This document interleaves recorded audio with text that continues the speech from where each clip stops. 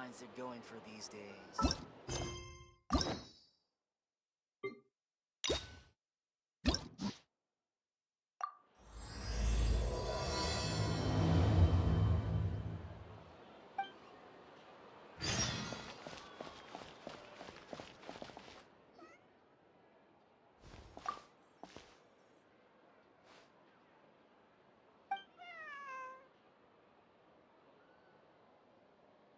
Meow.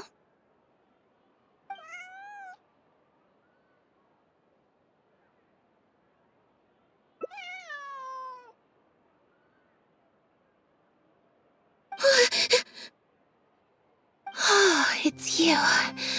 1 second. Now activating chat mode. You made me jump there. I thought they'd finally caught me. Objectively speaking, the trouble was entirely of my own making. Half an hour ago, I was at Hotel de Boer for a drinks reception. It was to celebrate the successful opening of a show, but it was draining my energy. So, I waited for the right moment, then snuck away so I could switch to standby mode.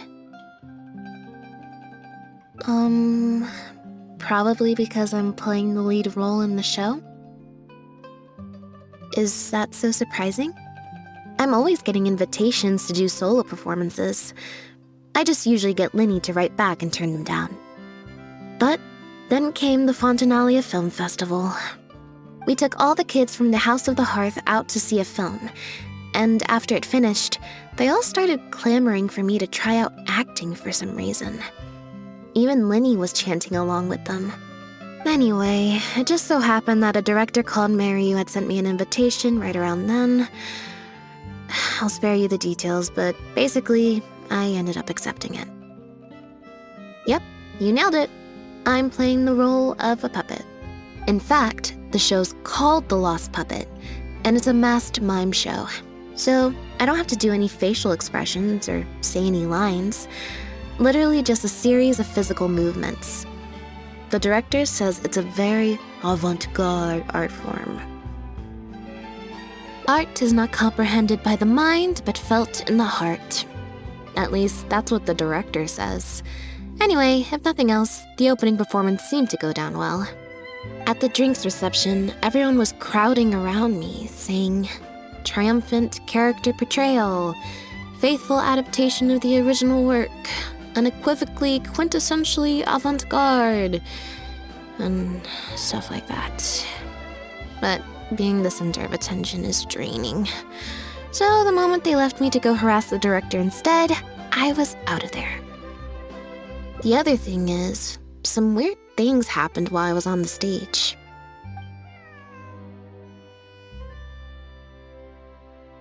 Oh, sorry, Bonnie.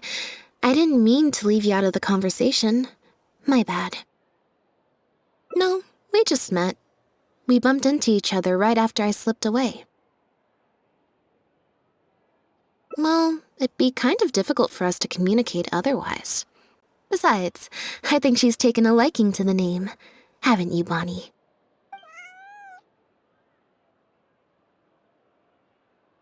Yeah, that's right.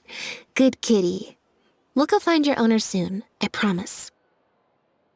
Nope. She's wearing a collar, and for the most part, she's pretty well groomed.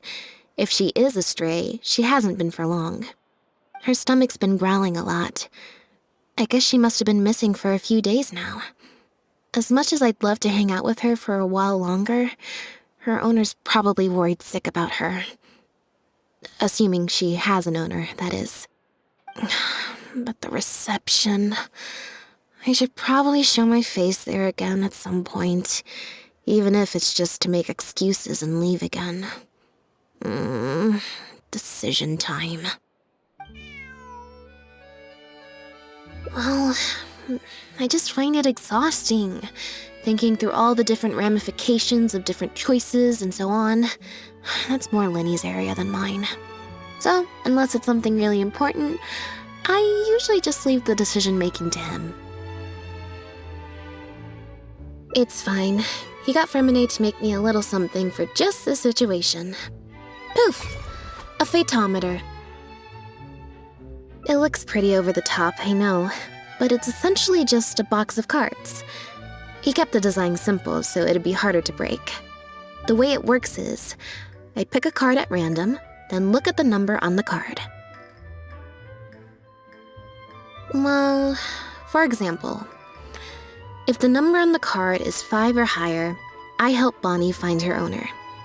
If it's less than 5, I go back to the reception.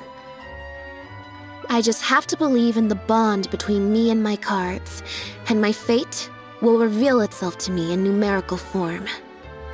At least, that's what Linny said. Anyway, I guess I'll give you a demonstration.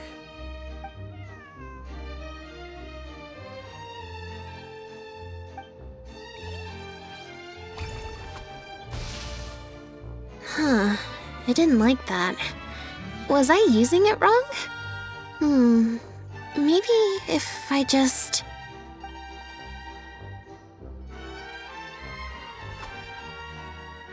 Clearly, there's some design flaws to iron out. I'll have to let Fremine know. Let's see, which card did I get? 4. Well, the cards fell on the ground though, so I don't think it counts as fate. If you want to get the right answer, you have to let fate decide. Also something Linny said. So, to put it another way, if picking a card up off the ground is how to not leave it to fate, then that means it must be the wrong answer. Or... why don't you pick a card? Since I ran into you here, that means... our fates are, like, interfering with each other. Thank you. This one is final, I promise. Here, take the fatometer. If it's 5 or above, that means fate successfully changed. Anything lower than 5 is a fail. Also, if you have your own thoughts about what I should do, feel free to share it. Now that I've got a good problem solver here to help, I don't need to run every little thing by fate.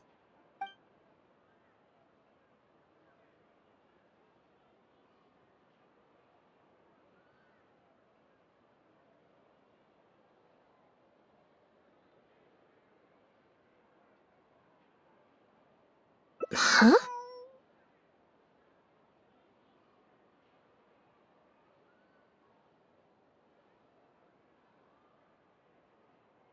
What you're saying is, since nobody's come looking, I can just keep hanging out with Bonnie for a bit longer? Is that really okay?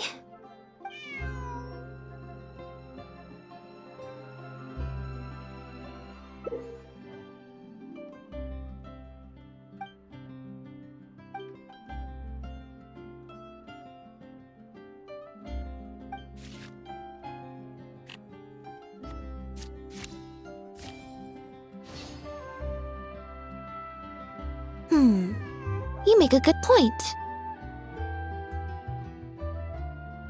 Okay, well, assuming Bonnie hasn't strayed too far from where she went missing, there's a chance we might bump into her owner in either the Steambird offices or the restaurant. So, stick around here in standby mode? Yeah, that suits me. Oh, good idea. Bonnie's definitely hungry. May as well. We could be here a while. When I was trying to find somewhere I could space out earlier, collect my thoughts, I figured the cafe might be a good shot.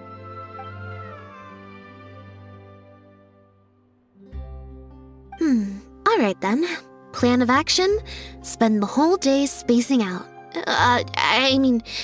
In standby mode.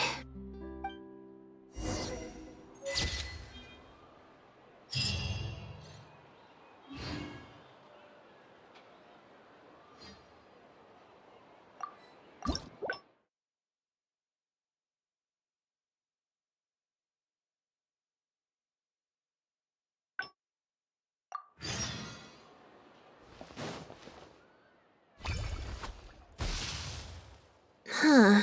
I didn't like that. Was I using it wrong? Maybe if I... So, we're looking for Bonnie's owner?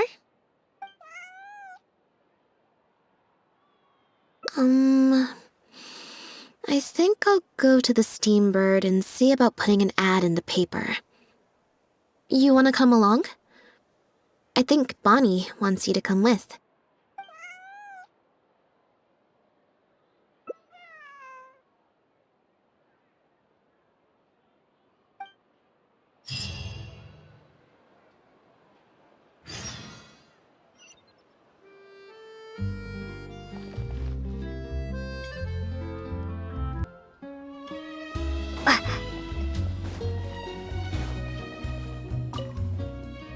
Every stupendous day starts with a Steambird.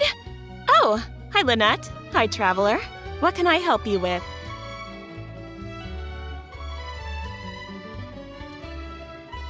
I don't think so. Have you picked up a stray? Yep. If there's no commission to follow up on, could we post a notice about the missing cat instead? Why, of course. What a kind thing to do. Just fill out the form.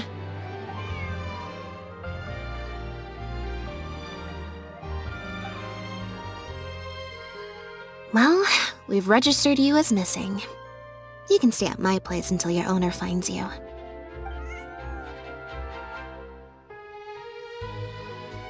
Also, I just wanted to say thanks for keeping us company for so long. Well, I should probably head back to the drinks reception. Hopefully most of the people have left by now. If you've got some time, you should stop by my place tomorrow to see Bonnie. There's a nice cup of tea in it for you. Alright, see you then.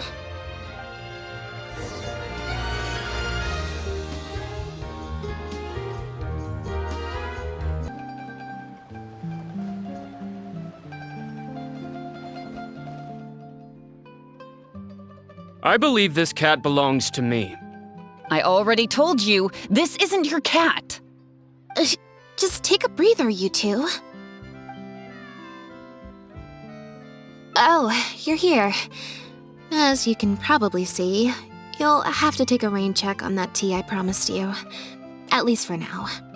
This is my friend's cat. He's preoccupied with some important business, so I came to retrieve her in his stead.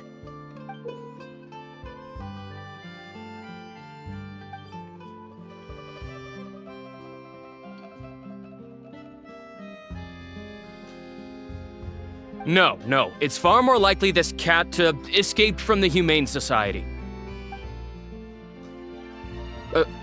Bonnie? That's the name I've given her in the meantime.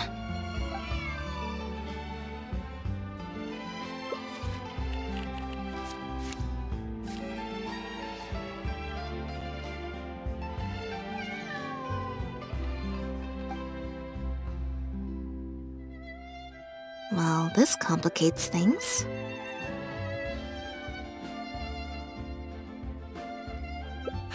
I told you before. This is my friend's cat. It's normal for her not to trust me.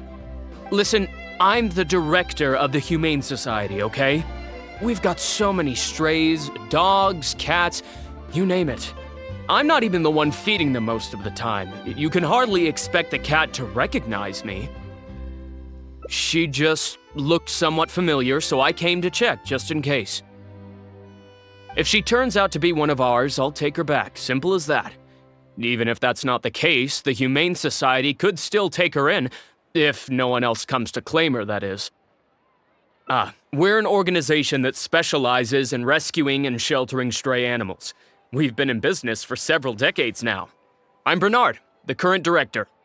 The Humane Society. Huh. The name sounds familiar. I remember hearing good things. You're the one in the Quartier Lyonnais? Yes, that's the one. Anyway, if it's not too much trouble, could I possibly take a closer look at the cat? If it turns out I really am mistaken, I suppose that means the cat belongs to this lady here. She would be the only remaining option after all. It belongs to my friend. Go on, Bonnie.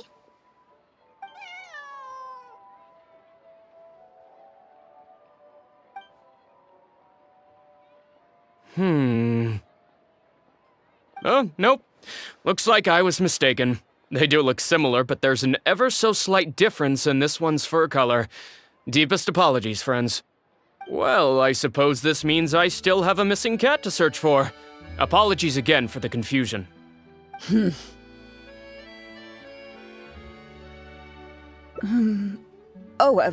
Yes, exactly. Wait a second. You lied earlier, didn't you? Lied? I'm afraid I don't know what you mean. A liar always has a tell. The look in their eyes, their breathing pattern, the way they hold themselves. The things that can give you away are often more numerous than you would think. What are you talking about? The way I see it, you're conflating baseless conjecture with fact. Normally, when someone is called out, their breathing speeds up as they begin to panic. But your breathing pattern hasn't changed one bit. In fact, it's been strangely calm and measured this entire time. It stands to reason, then, that your agitated behavior earlier was all an act. If you're a bad guy, I'm sure you'll take off running the first chance you get. If you're a good guy, the most likely explanation is that you're a member of the Guards, or some similar organization. And you're basing this off of? Intuition. Nothing more. Intuition. Well, I have to hand it to you, Lynette. You're right. I'm a member of the Guards. The name's Elodie. I'm currently investigating a cross-border smuggling case. This cat here, Bonnie was her name? Well, her owner is one of the prime suspects of our investigation. A couple of days ago, our suspect got wind that we were on his tail and fled. That's most likely how he got separated from the cat. I just so happened to stumble upon your notice in the Steambird, so I decided to see if he'd come back for her. But it looks like I overestimated him. The impact of this case has been huge. The Marechaussee Phantom, the Guards, and the Special Patrol have all launched investigations. If there was even the slightest chance that he would show himself, I had to follow up on the lead. A new kind of illegal drug, imitation synth. We confiscated all the synth on the market, but addiction isn't something that goes away overnight. Even without substances on the market, people are still looking for a way to get their next fix. And criminals are all too eager to capitalize on that addiction. That was the impetus for imitation synth. Needless to say, a small-scale market opened up very quickly. After the original synth debacle, we put several measures into place to prevent similar incidents from occurring. The perpetrators got smart, though, and shifted their sales overseas before those measures could kick in. That's when the imitation synth smuggling began. We only recently got word of the presence of imitation synth overseas. We managed to track down evidence of some early transactions. What we were able to find out, however, hasn't proven that useful given the amount of time that has passed. The Marechaussee Phantom launched an investigation to track down every person in Fontaine capable of producing a drug like that. That's how we learned about Bonnie's owner. He's a researcher at the Fontaine Research Institute. His name is Pierre. Pierre Lefebvre, to be exact. Lefebvre.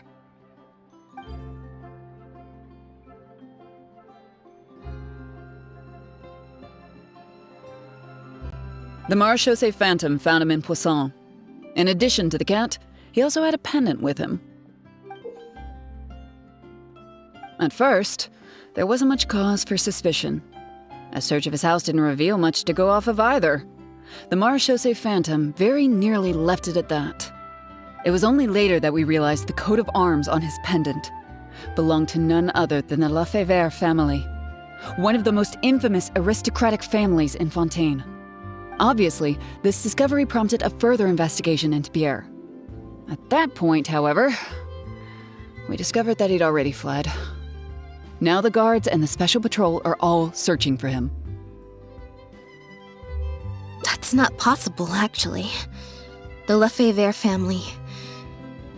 has been gone for a long time. Exactly. Many years ago, several important members of the family, including the patriarch, were murdered by an assassin of unknown origin. From that point on, family's power and influence took quite the hit. The family is engaged in all manner of crimes. As you can imagine, there's no shortage of people waiting in the wings to take their revenge. And with the family severely weakened, they were able to do just that. Most of the remaining family members succumbed to sickness or hunger. The ones that survived are currently living out their days under a new identity. Pierre is one of those very survivors. He's been hiding away in the Fontaine Research Institute all these years. His true identity unbeknownst to all. Until now, that is. Well, my fellow guards have told me all about how smart and courageous you both are. And I know you possess a strong sense of justice. There could be a chance that Pierre, or one of his accomplices, might attempt to get close to Bonnie.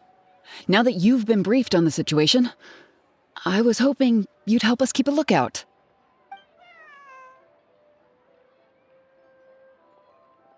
If I take Bonnie back to the guards with me, there's no way Pierre will try and come for her. Not even the most daring of criminals would attempt something like that.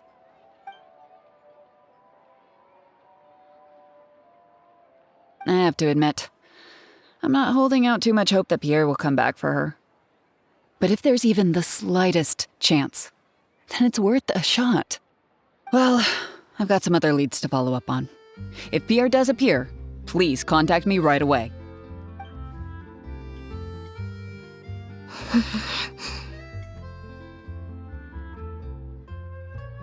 It's nothing. I'm fine. It's just the head of the Lefebvre family. He was the eminent person who kidnapped me all those years ago. It was at a dinner party. Someone tricked me into boarding the Lefebvre family carriage.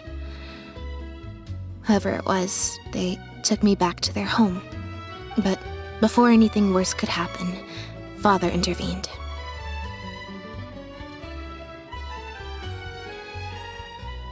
Yep. Father was the one who orchestrated the fall of the Lefebvre family. That's what led Lenny and I to join the House of the Hearth. After all these years. I never thought I'd hear the Lefebvre name again.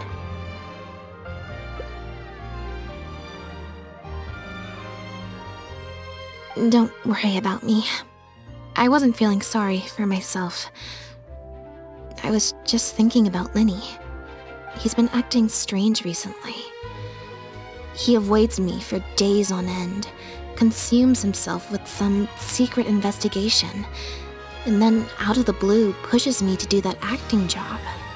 Thinking about it now, it's almost like the one I drew from that deck of cards was part of his plan all along. He must have asked Fremine to help him out.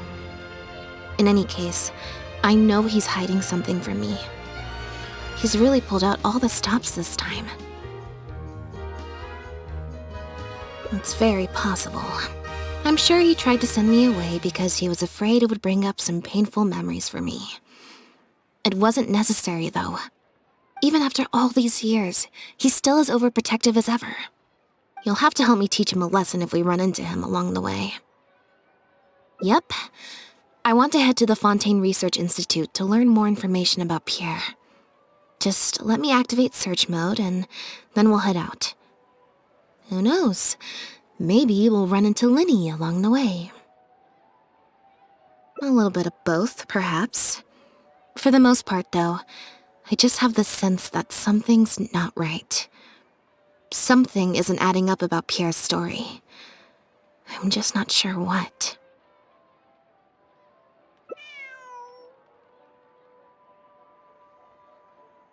Okay, I'll write a letter explaining everything to the crew. Once that's done, we can head out.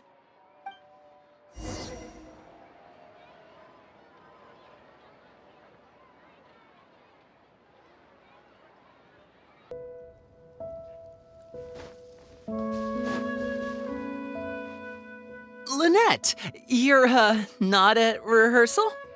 You can drop the act, brother. In fact, I don't think either of us will have a need for acting anytime soon. You should know better than to try and keep something from me. You've never been able to do that, even when we were kids. And that's why I tried to distract you with the masked mime show. But I guess you're just too good. Care to introduce us to your new assistant? This is Officer Shovras, captain of the Special Security and Surveillance Patrol. You may have met her already. Nice to see you. I should clarify something. Mr. Linney's here at my invitation, not the other way around. To borrow your expression, Miss Lynette, I suppose that would make him my assistant more than anything. We've brought on Mr. Linney as a consultant in the past. He was instrumental in helping us crack a case involving a perpetrator who used magic tricks to commit crimes. I was hoping he'd be able to provide some valuable insight this time around as well. So you've heard everything then? That's exactly why we're here. There's always been questions surrounding the fall of the Lefebvre family. Some people even believe the House of the Hearth was involved. Whoever was behind it all was extremely cautious. They didn't leave a shred of evidence. This very fact, however, leads me to believe it was indeed the work of that harbinger. I took a look at the entrance and exit records of all the carriages that night. Let's just say it wasn't hard to deduce that there's ill will between you two. Don't worry, I don't have any evidence to that effect, and I certainly don't plan on going to bat for such a despicable family. Plus, you were victims back then more than anything. I sought Mr. Linney's help with the smuggling case. Nothing more. The way I look at it, it's a collaboration between us as people, not the organizations we represent. Besides, by working together, we can expose the truth as quickly as possible. You can hardly say that's at odds with the justice my organization strives for. Not at all.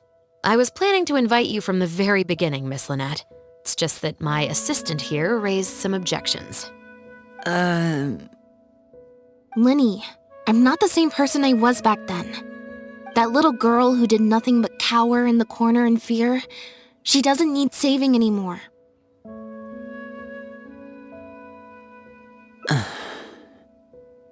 I'm sorry, Lynette. You're right. I let my concerns get the better of me.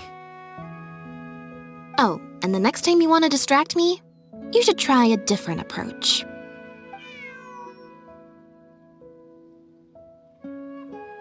Who's this? You pick up a stray while I was gone?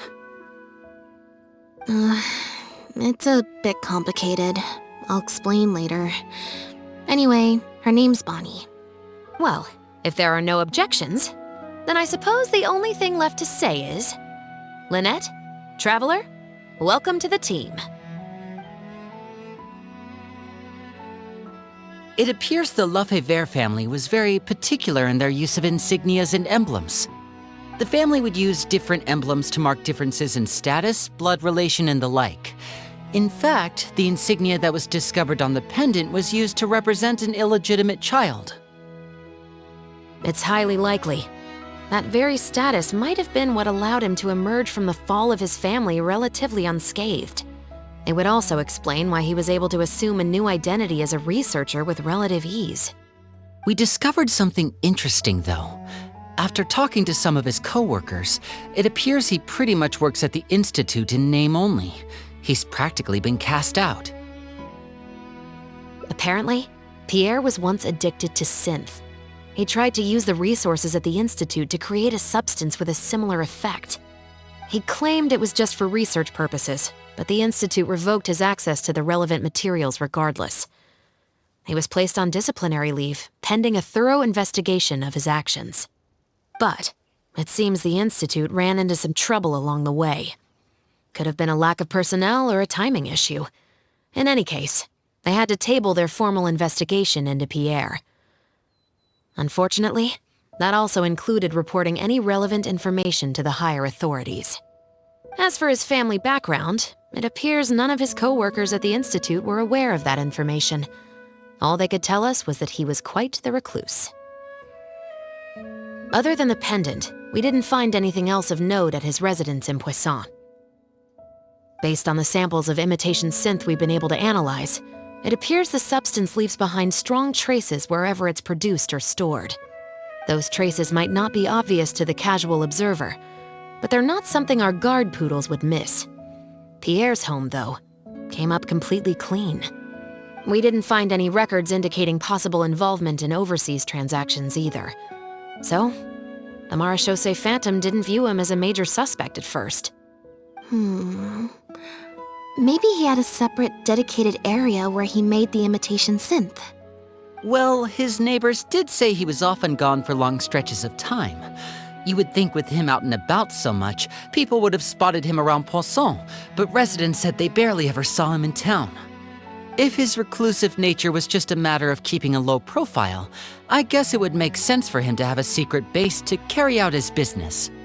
After he disappeared, the guards conducted a thorough search of Poisson, but they didn't come across any suspicious locations. Poisson. You know Hotel de Boer, where I first found Bonnie? To get there from Poisson, you have to cross a stretch of ocean. It's not somewhere a cat could just wander off on its own. A cat? You mean...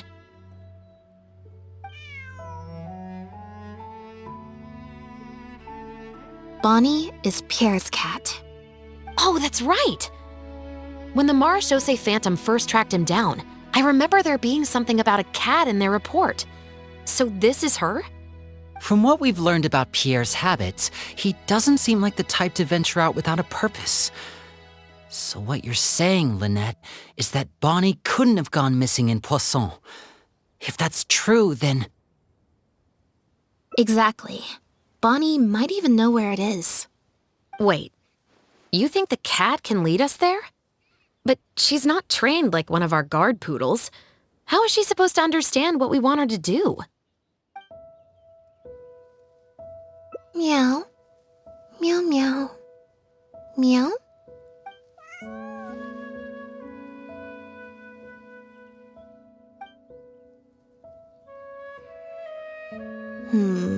Near the coast, the beach, and beneath the cliffs. The place we're looking for is most likely north of the Court of Fontaine. Well, I've certainly never taken a witness statement like this before. Well, if it works out, maybe it's something worth getting used to.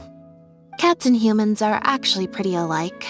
When it comes to communication, most of what we want to convey can be accomplished through body language alone. But humans tend to rely too much on speech to ever take advantage of that fact. Of course, body language has its limitations. You're not going to be able to get across anything too complicated. The important thing is that we now have a lead. Let's try and find a place that matches the clues Bonnie gave us.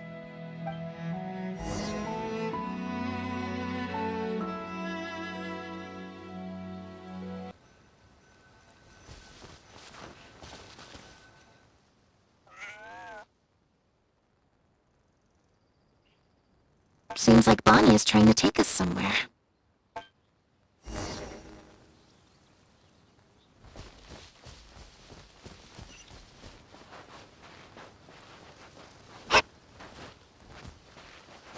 Gardemex ahead. Look out!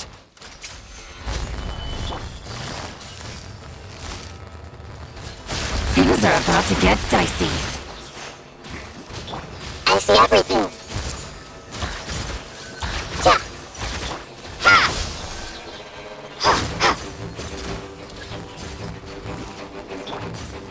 Gather! Quietly now. Here comes the catch.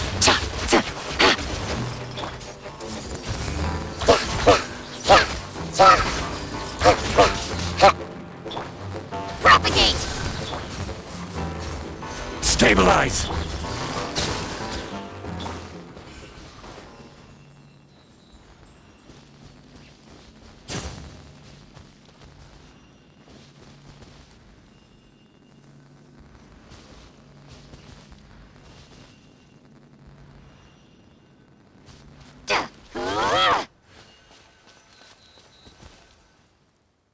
Wow, Lynette, you found this place so easily. If I thought there was any chance you'd say yes, I'd recruit you into the Special Patrol here and now, no questions asked. Sounds familiar. I pretty much receive letters daily from people trying to poach her from me. Let's just focus on our search. There's a lot to investigate.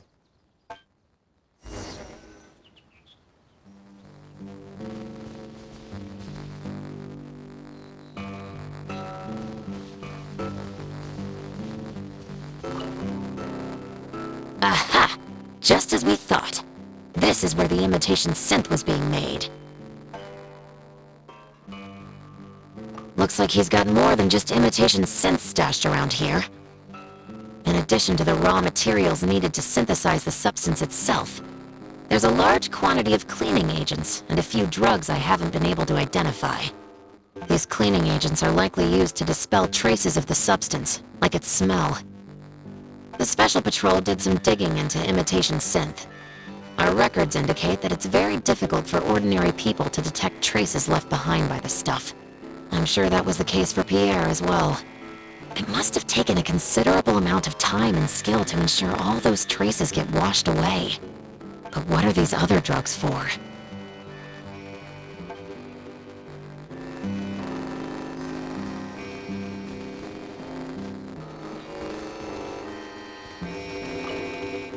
The material these bags are made of, it's quite rare.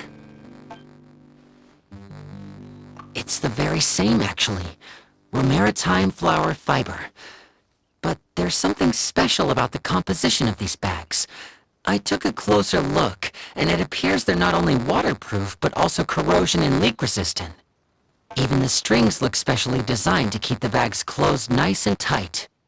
I came across some bags made of the same material just now, but they were much smaller and thinner. From the look of them, they seemed far less durable as well. Very similar, actually. Normally it would be easy for a guard poodle to sniff out the imitation synth, but if it was sealed away in a bag like that, it might be possible to elude detection for some time.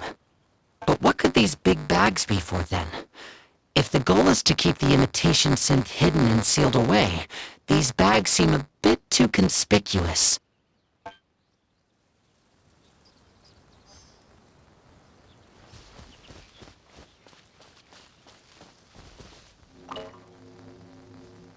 When the Marechaussee Phantom searched Pierre's house, there was no sign of these barrels, right?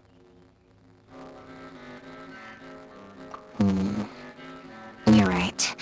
That doesn't seem like his way of doing things. How did he get them here, then?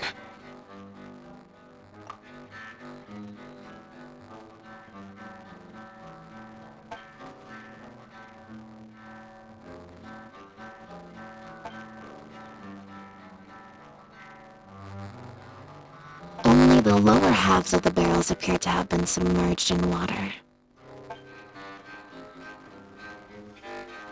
Based on the various ingredients we found, this appears to be where Pierre was cooking up his imitation synth. It looks like he used a special cleaning agent to get rid of any residual traces of the substance on his person before he left. That's how he was able to get past the guard poodles. So then he transferred the imitation synth into small sealed bags and took it somewhere else for the drop-off. No. I don't believe our suspect is the kind of person who'd go around carrying incriminating evidence with him. That would potentially create too many eyewitnesses. The cleaning agent and the sealed bags might get past the guard poodles. But if a member of the public or even a guard on patrol happened to see him during the drop-off, a quick search would reveal everything. That's still a very risky operation. The barrels we found were wet around the base, but the top half was dry. As if they'd been standing upright in the water.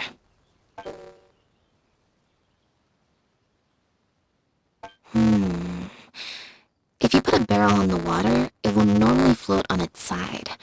Unless it's heavily loaded, in which case it'll sink.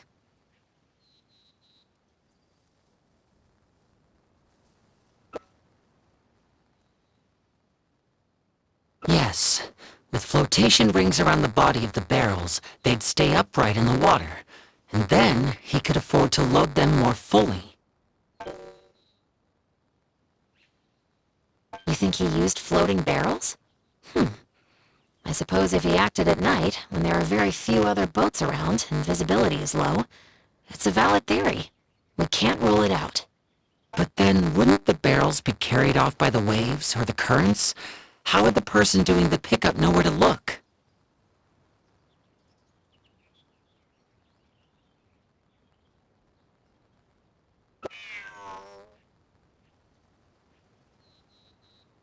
Traveler, can you come take a dip in the sea with me?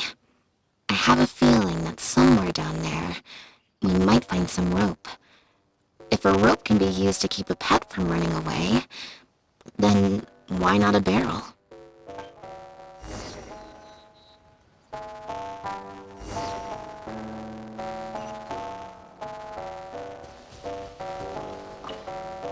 I can't believe how much progress we're making with this investigation. Without your help, getting this far would have taken me an awful lot of time and manpower.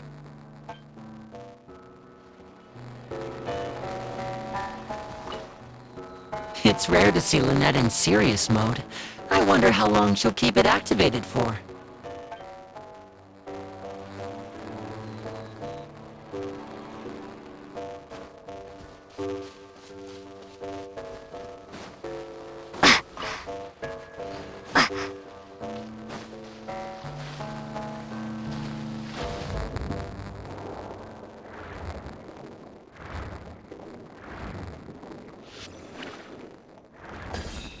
The wreckage of a small boat? This isn't the place.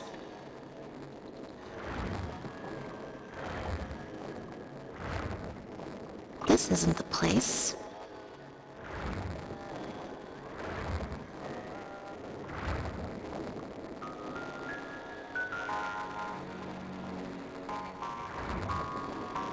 Got it. Time to go up and report.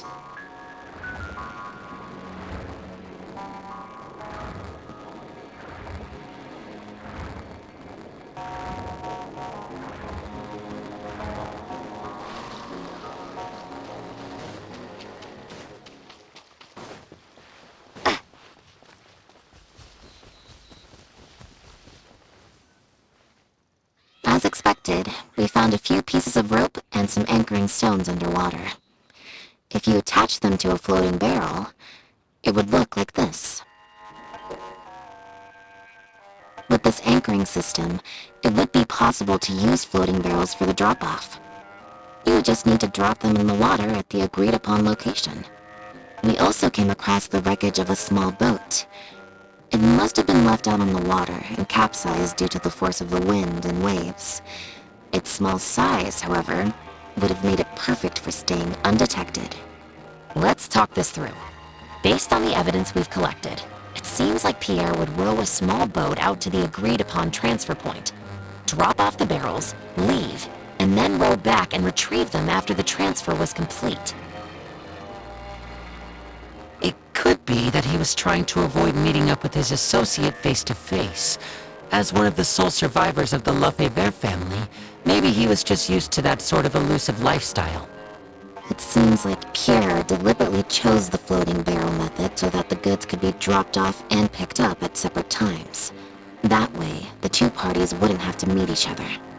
Well, if that's the case, they must not have a very close working relationship. Let's not jump to any conclusions just yet. Assumptions can be detrimental to solving a case.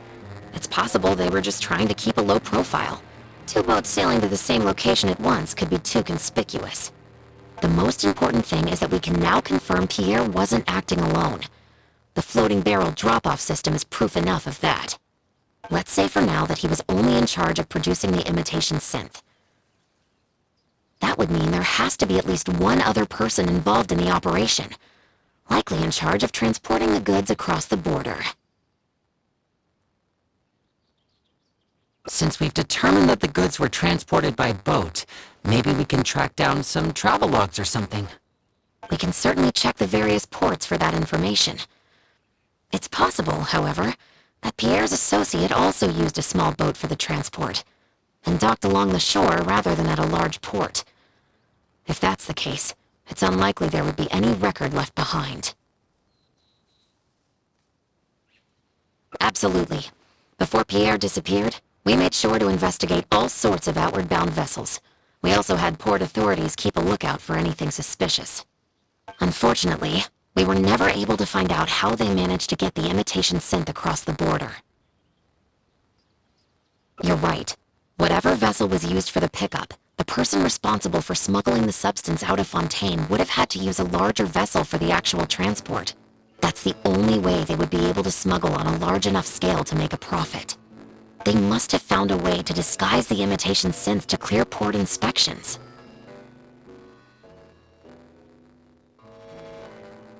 Exactly.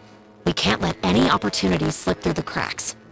Although, given the amount of ports that could be involved, we should probably split up. I'll run home and ask some of my brothers and sisters to try and dig up some information. I should also head back and update my platoon on our progress. I'll grab some reinforcements while I'm at it. Lynette, Traveler, why don't you head to Lumiduce Harbor and see what you can find out? Alright. Come on, Mommy. You too.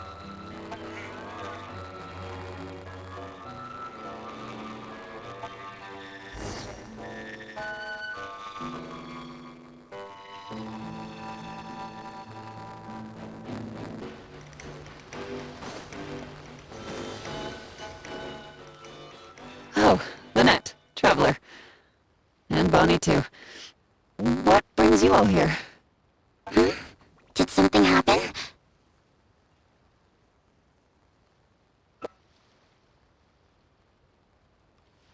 Oh. I see. Thank you for everything you're doing for the people of Fontaine. I'm in charge of guarding the port.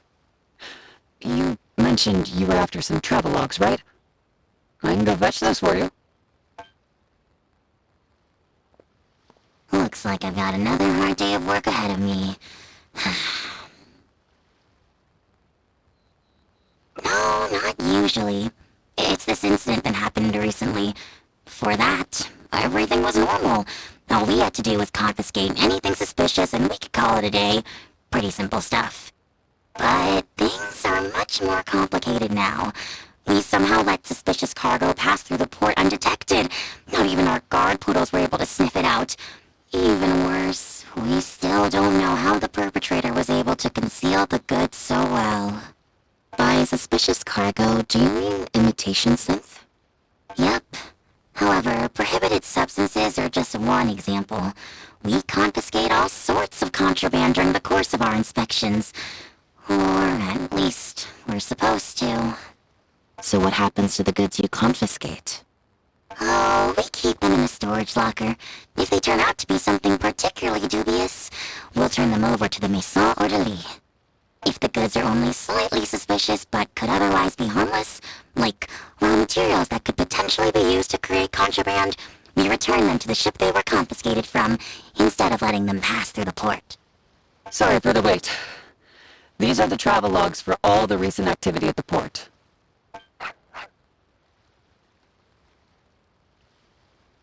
Oh, you brought Gerard with you. Actually, he followed me here himself. It's like he smells something on me.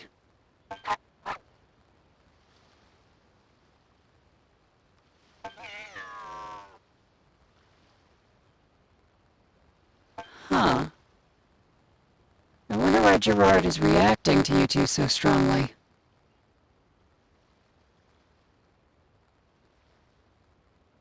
Huh? We were so careful not to touch it, but we still ended up with traces on us. If it leaves a residue so easily, I just don't understand how the culprit was able to disguise the goods at all. Why don't you have a look at the travel logs first? All ships coming in and out of the port are recorded here, except for the ones the port authorities ride to and from work.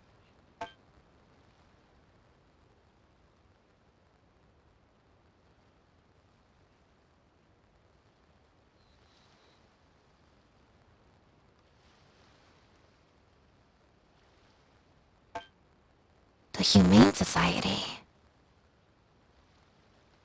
Their name is the exit logs, the purpose for leaving is always listed as overseas adoption.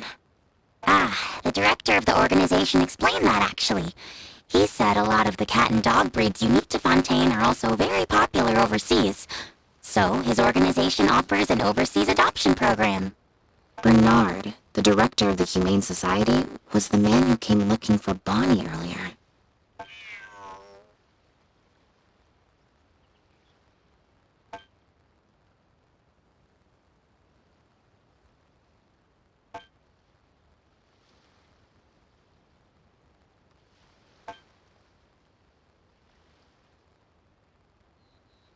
Have you figured it out too, Traveler? The way the criminal disguised the goods? When Bernard asked to take a closer look at Bonnie, he was actually checking whether there was any imitation synth in her stomach.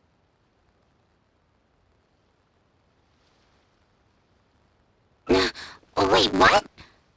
The sealed bags we found at the secret base.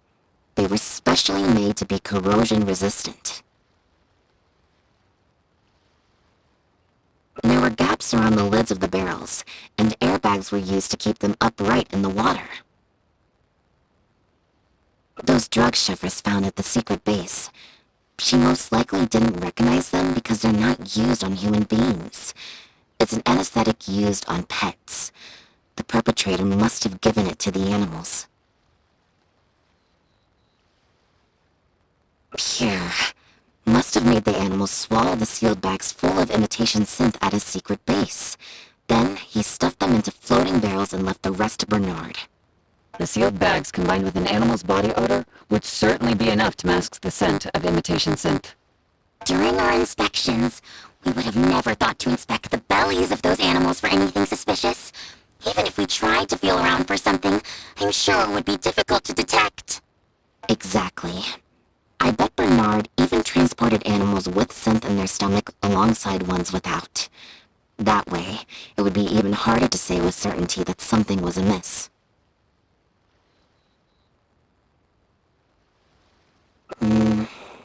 She's probably in the clear. Otherwise, Bernard would have never left without her. I'm guessing he didn't know whether Pierre had already hidden the next batch of imitation synth before he fled. Just imagine. He sees the notice we put in the Steambird, and it turns out that one of the very cats he gave to Pierre for the smuggling operation is out in the open, roaming the streets of Fontaine. If Pierre had already hidden the next batch of imitation synth, then Bonnie would practically be living proof of their crimes.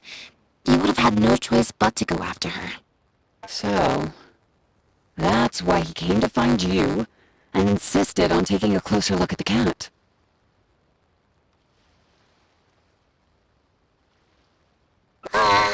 Wait a second, I'm a little lost here. I get the part about hiding the substance in the pets, but those, what did you call them again? Floating barrels? Why even put the animals in there in the first place? If you've got something as convenient as a floating barrel, why not just stuff it with the imitation synth directly? Why not wait to hide the stuff until after the exchange has been made? In order to make sure the animals could swallow the sealed bags, they made them extremely thin. Had they not done that, the animals would have likely bitten or chewed through them. That step would have required a lot of energy, as well as a certain amount of technical expertise, so it was better left to the more experienced Pierre. We've already proven how easy it is to pick up trace amounts of imitation synth, so I'm sure Bernard was taking all the precautions he could to avoid the same fate.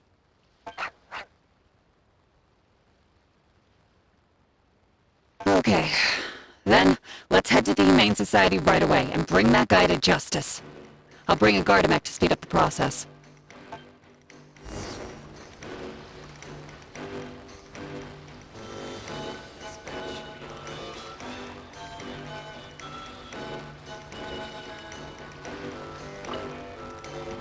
Sorry, but I can't go with you. Surely you'll be able to handle him, between Elodie's Gardamek and all three of you?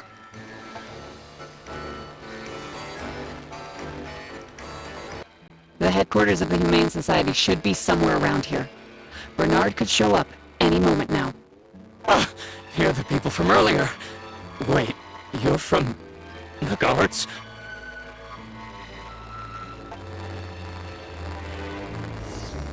After him! We can't let him get away!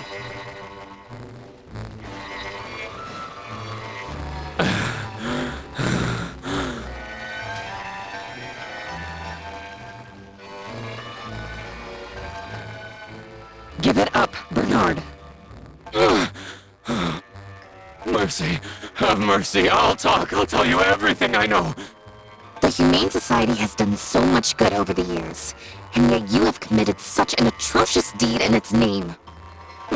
Look, I didn't have a choice, okay?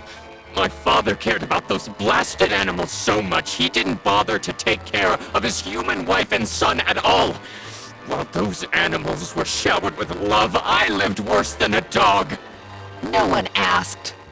Tell me, how did you first get to know Pierre?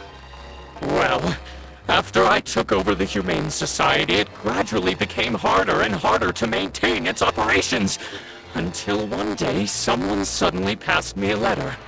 It said that I could stand to get a large sum of money as long as I helped them to transport some animals abroad. It was only after a few such transports that I finally understood what I was really transporting. But then, Pierre wrote to me, saying that we were already partners in crime and that I better keep cooperating with him if I didn't want to be reported to the guards. I would order wooden barrels and flotation devices according to his instructions, and then load the sleeping animals onto a boat. Once I sailed to the location he provided, I would dump everything together into the sea. And a few days after that, I'd come by again in my boat and pick up the animals sleeping in the barrels.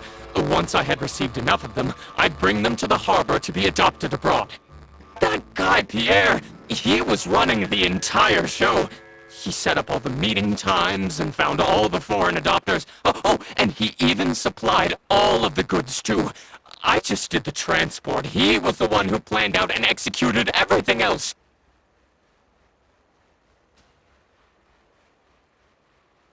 Look, I don't know, okay? I've never ever met him in person. We've only ever communicated through letters. And when did he send his final letter to you? Just last night. He said that the Maréchaussée Phantom is now after him, so he's planning to go into hiding for some time. He didn't mention where he's thinking about going, though, but he did tell me to look out for the guards. It's been a few days since Pierre's last appearance. I'd wager that he sent that letter after he found his hiding spot.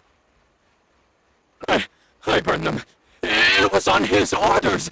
I had to burn every letter after reading them.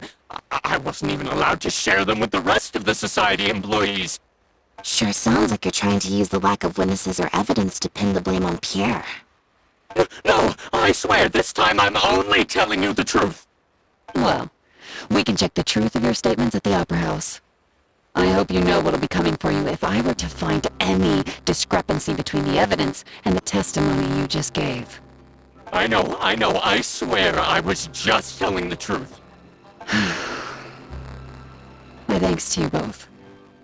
Had it not been for you, I really don't know what would have happened to this case. Bonnie helped, too. That's true. It was all thanks to her that Bernard was finally exposed.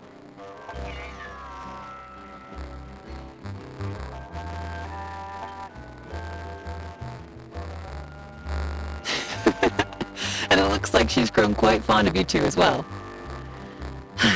Then I'll leave you be. Just let me know if you find any other new leads.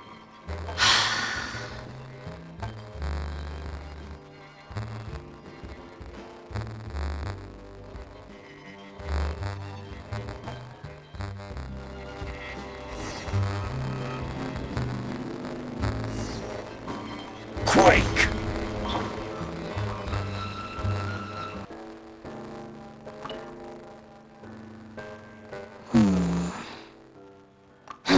It was that obvious, huh?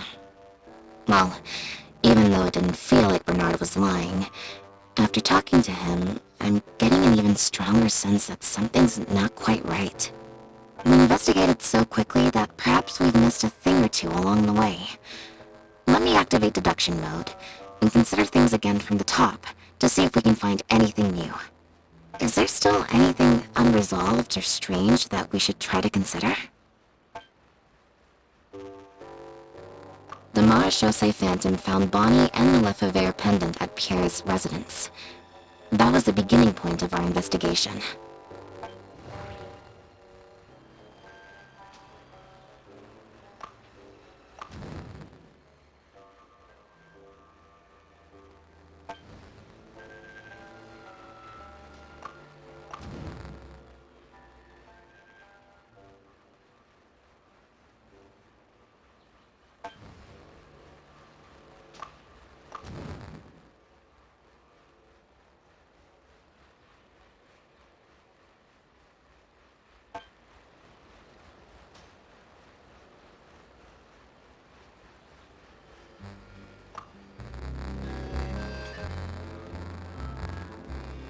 There's no need to rush. Let's see if we can find any other suspicious points about this case.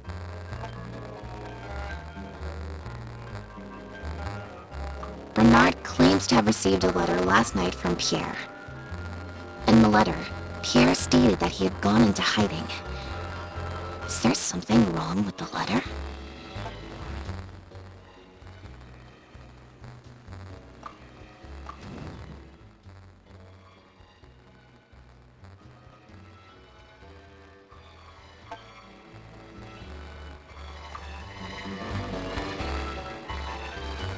There's no need to rush. Let's see if we can find any other suspicious points about this case. Well, we've discovered that Bernard is responsible for the trafficking, while Pierre deals with supplying the goods. Is there something else in this scheme that we're missing?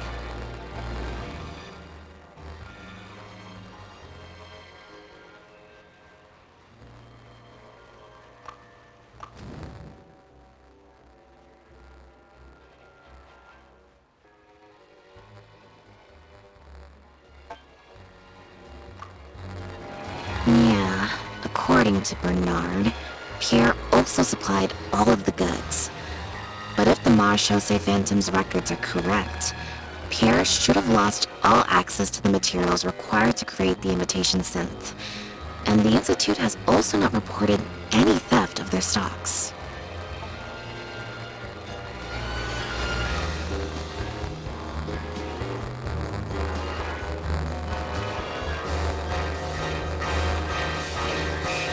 Perhaps we are now closing in on the truth.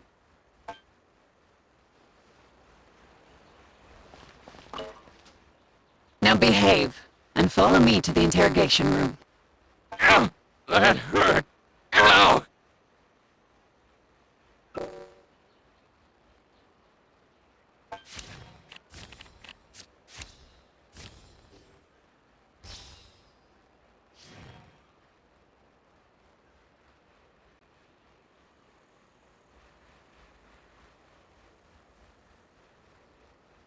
Is everything really over?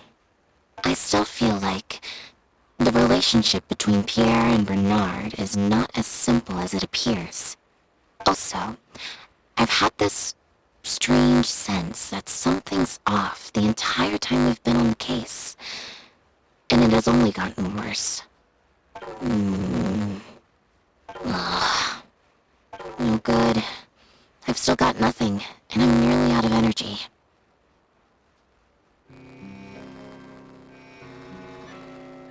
Alright, I'll stop thinking about it for now. At the very least, we've made it so that no more animals will suffer like those poor animals did. And that's what I hope.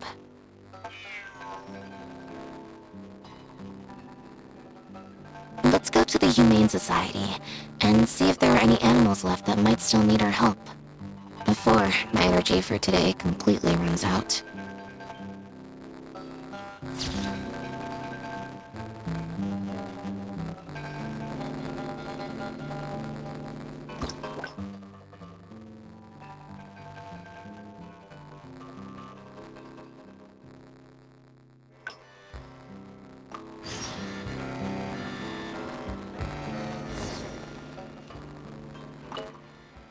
Now behave, and follow me to the interrogation room. Ow! That hurt! Ow!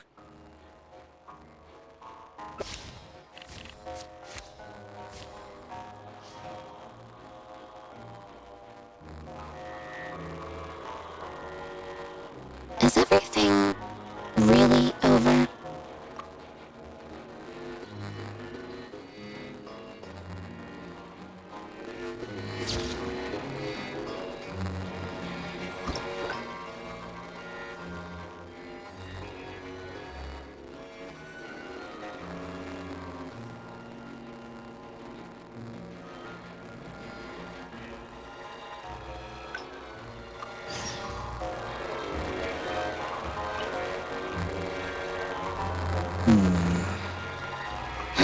It was that obvious, huh? Well, even though it didn't feel like Bernard was lying, after talking to him, I'm getting an even stronger sense that something's not quite right. We investigated so quickly that perhaps we've missed a thing or two along the way. Let me activate deduction mode and consider things again from the top to see if we can find anything new. Is there still anything unresolved or strange that we should try to consider? The Marechaussee Phantom found Bonnie and the Lefebvre pendant at Pierre's residence. That was the beginning point of our investigation.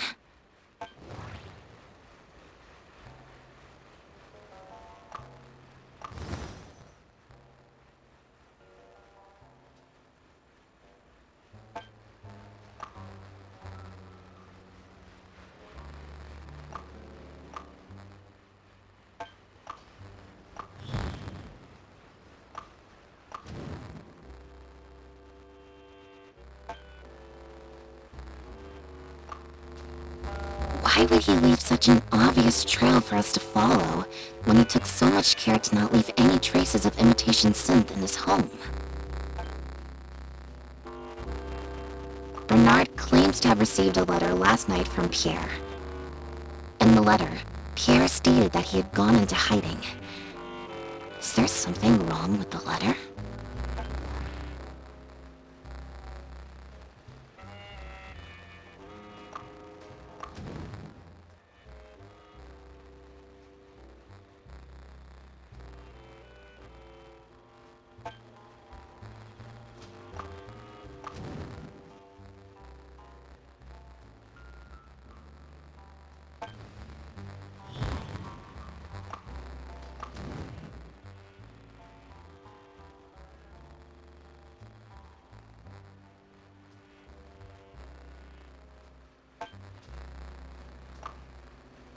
If Bonnie had imitation synth in her body, then she was a liability that had to be recovered at all costs. But if she wasn't carrying anything, then it would have made sense to tell Bernard not to worry. And thinking about it, Bernard only attracted our attention in the first place because he came to look for Bonnie. Could it be that the person who wrote the letter also knew nothing about Bonnie's whereabouts? Or they had a separate goal entirely? Well, we've discovered that Bernard is responsible for the trafficking, while Pierre deals with supplying the goods. Is there something else in this scheme that we're missing?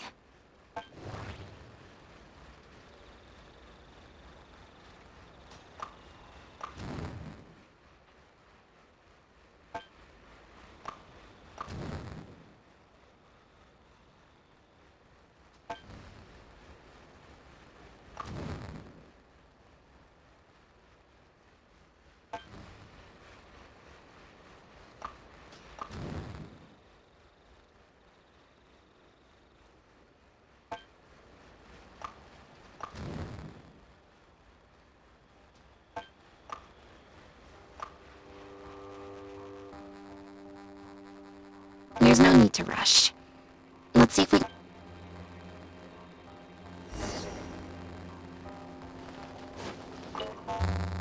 Now behave and follow. Ow! That hurt.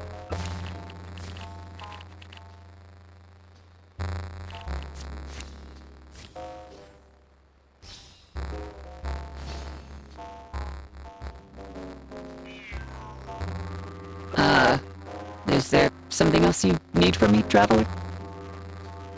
Huh? I see. It all makes sense now. Hey, what are you talking about? Look, even our confessed criminal here has no idea what you're saying. Because he has been kept in the dark all along. And I assume it's the same with Pierre.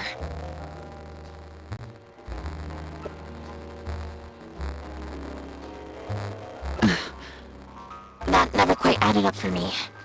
Why did Pierre feel compelled to return to his home with Bonnie and the pendant, and make them so easy to find for the Marechaussee Phantom?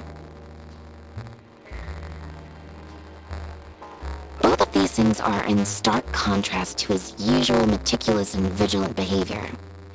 There's only one reasonable explanation. He was following orders, just like Bernard. He probably received the following instructions right before the Phantom came knocking on his door.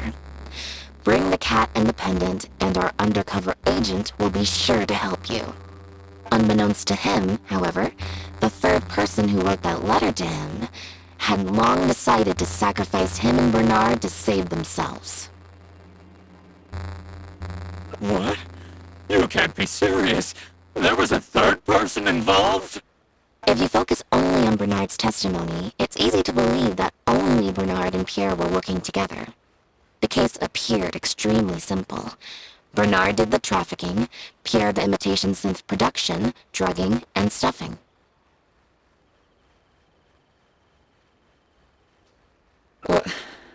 Wait. That doesn't make any sense. If that's the actual truth, then as soon as Pierre is caught, he'll explain his side of the story and the third person will... Yep, which is why the third person made sure that Pierre would never be found again. Once they had instructed Pierre to expose himself, the third person wrote to Pierre again, suggesting that everything had been taken care of, and he should take Bonnie and safely return to his base.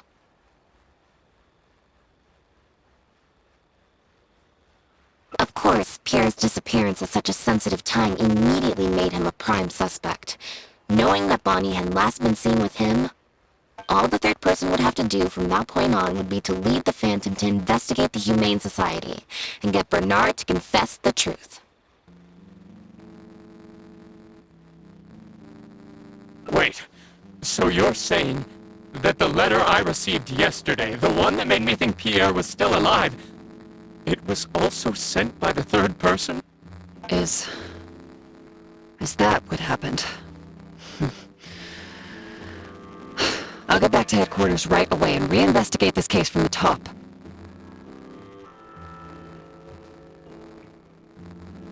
Chauvra said that assumptions can be detrimental to solving a case. Someone among us, however, has been feeding us all kinds of preconceived notions ever since our first meeting. They suggested that Pierre's disappearance was an attempt to escape the judgment of the law, and that Pierre was a scion of the Lefebvre family. But if the disappearance is truly just a cover-up for a murder, then couldn't the true sign have been an illegitimate daughter, rather than an illegitimate son? Huh? Have you taken this joke a bit too far? You're right.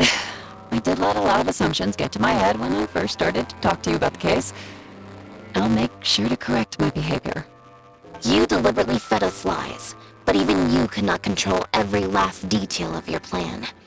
There was a flaw in your scheme, and something didn't quite go as planned. Getting the Marechaussee Phantom to notice Pierre was only the first part of your plan.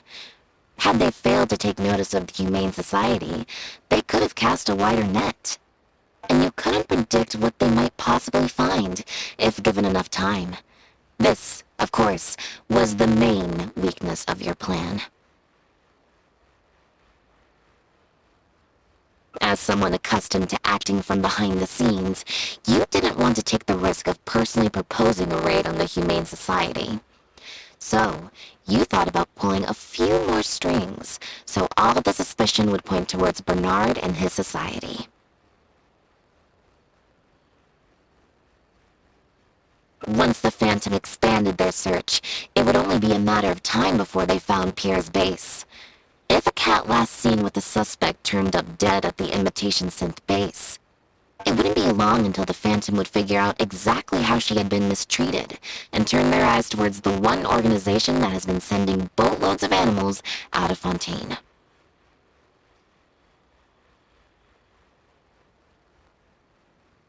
It was probably probably during your ambush of Pierre. You didn't even have the time to check if she had already been stuffed full of imitation synth.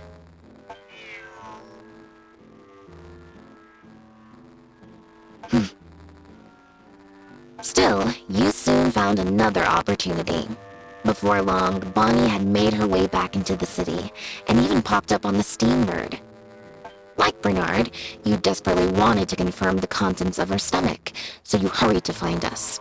Unlike Bernard, however, you were hoping that Pierre did have the time to make her swallow a load of imitation synth. While investigating the suspect's cat, we unexpectedly discovered that the suspect has been smuggling imitation synth using living animals as intermediaries.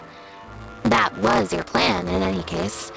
With that, you'd have been able to lead the investigation towards the Humane Society.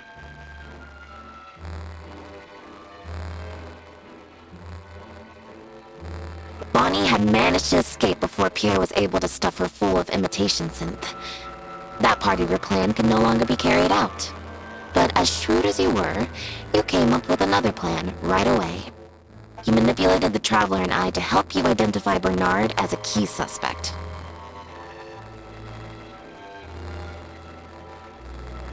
You used the Lefebvre name as bait to get us to join your investigation. With 2 extra bodies around, the Special Patrol is sure to soon take note of the strange event of Bernard somehow having a reason to look for Pierre's cat. So, what you're saying is, I went to all that trouble just for the chance that you might put forth the suggestion that would lead you down the wrong path. Of course, you did far more than that. Just now at Lumidu's Harbor, were you not the person who highlighted the suspicious activities of the Society?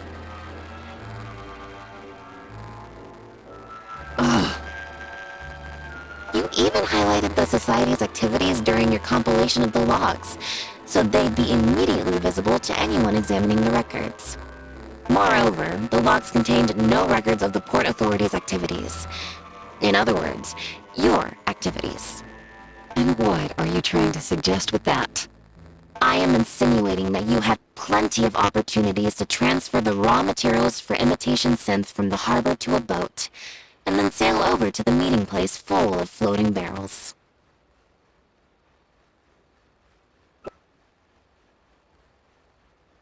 And that's how neither the trafficker nor the manufacturer knew there was a third person who supplied the raw materials, and surreptitiously operated between them.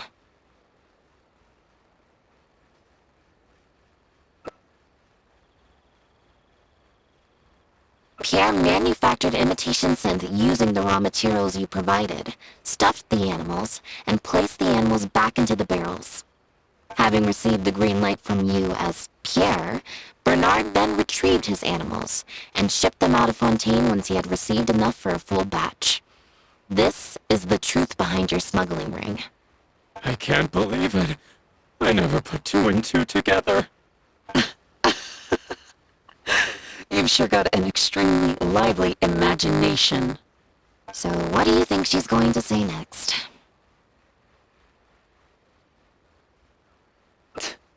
But do you have any evidence?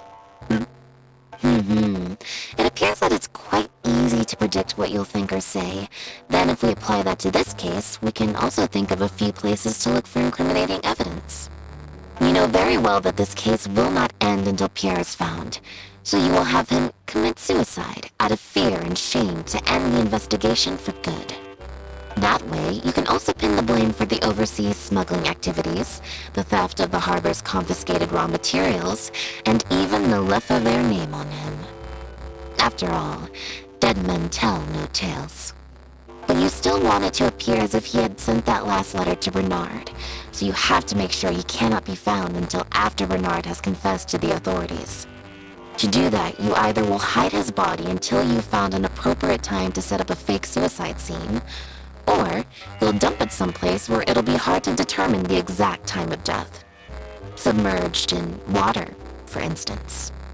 The location would ideally allow you to keep the body hidden for some time while also letting you keep an eye on it.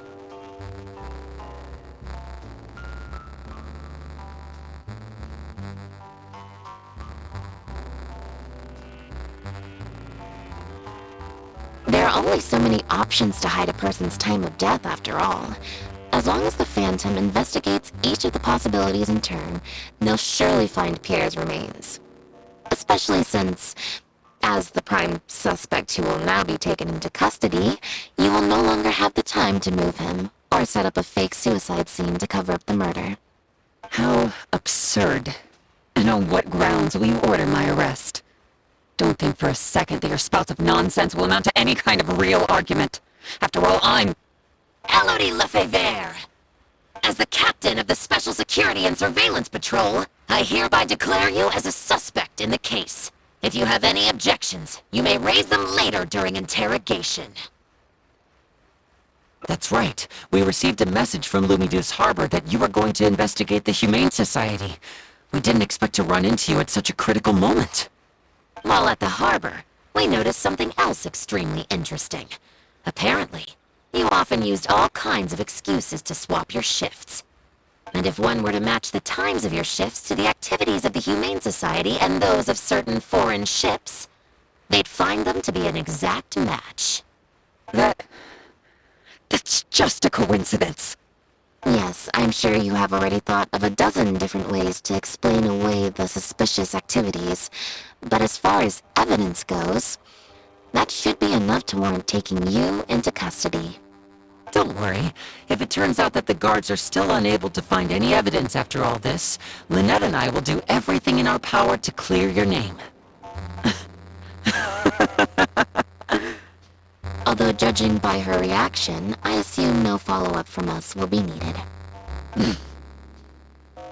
The Lefebvres were infamous for using disguise and infiltration to achieve their goals. Who would have thought that they would have planted someone within the guards? Judging from the timeline, they likely arranged for you to enter the guards before the fall of the clan. But they probably didn't expect you to turn it to your advantage, and use your job to save yourself during the purge. Not only that, but you actively participated in the interrogation, arrest, and judgment of the Lefebvres during their fall, thus clearing yourself of suspicion. You brutally and cruelly abandoned your allies as soon as they outlived their usefulness, just like a lizard cutting off its own tail in order to live. You've been doing this for years. So you played me like a fool after all? Ugh!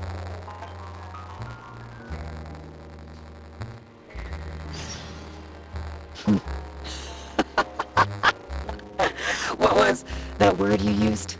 Ally? You think that someone as foolish as him is worthy to call himself my ally? They were worthless scum, all of them. Not just Bernard and Pierre, but those Lefebvres too. They always just saw me as a tool. I lost all my chances of a normal life just because I was born into their lot. Not only that, but because they wanted me to become an undercover agent, they stripped me of my name, too. I had to live in constant fear of them while they were alive. And even once they were gone, I had to continue to bury my heritage and my name. Always worrying that their enemies would come knocking at the door.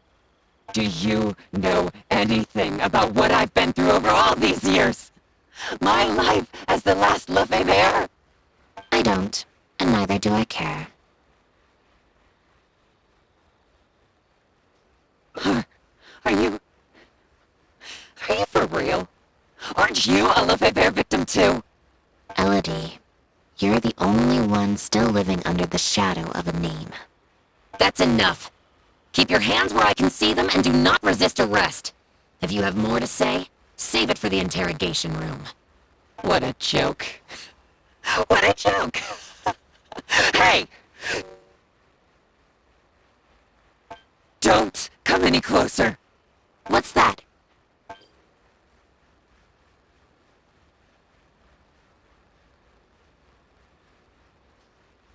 Know what this is? I've secretly planted loads of explosives in the Humane Society. Just one step closer and... whether they're cats, dogs, or just unlucky human employees, they'll all be blown up into smithereens. Surely, you bunch of goody two-shoes won't let that happen, right?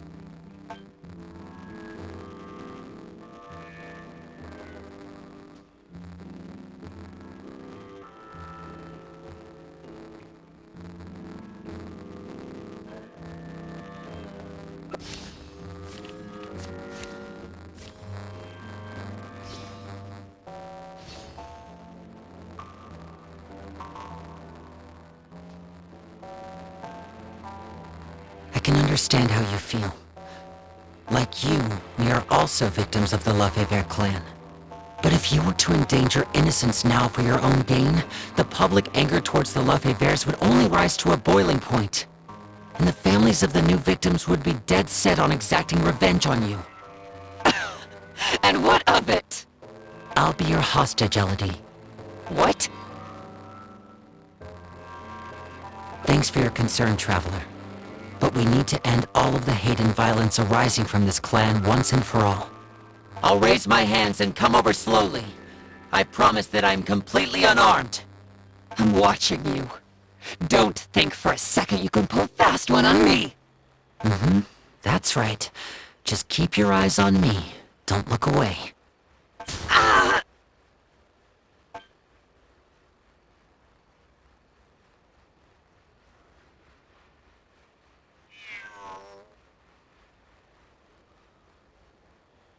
Phew. So I was right after all. It's easier to deal with the person causing the problem than the problem itself.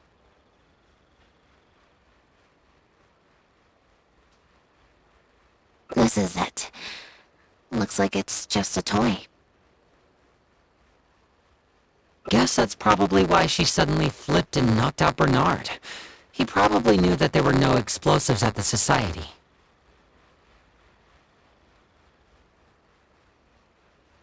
Well, given that she never even showed her face to Bernard and Pierre, I had my doubts that she'd have gone to the society in person to plant explosives.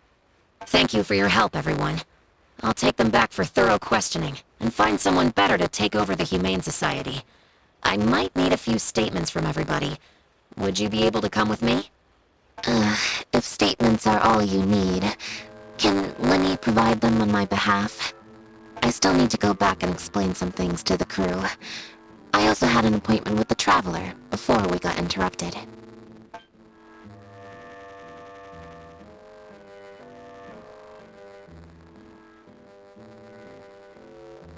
Ah, so you do remember. Yes, I invited you to come over to our place. Once I'm done talking with the troupe, I'll make a nice cup of tea and bring Bonnie to wait for you outside of my door.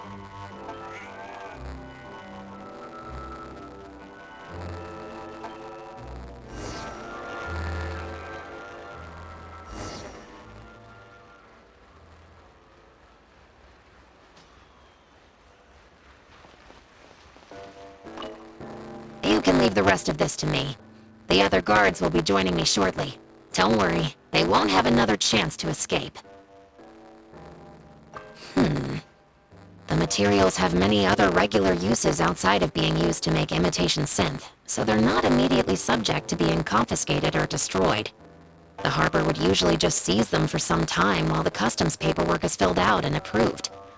If approved, they'd be let through, and if not, they'd be returned to sender. Elodie probably used her position to replace a portion of the shipment with something else, before sending the whole shipment back to sender. Given that the foreign merchants who sent in the shipments were probably working with her in the first place, they likely just never reported the difference in what they sent and what they received. We will, of course, continue to investigate the rest of the details of this case. Now that we've caught Elodie, figuring out the whole scheme should just be a matter of time.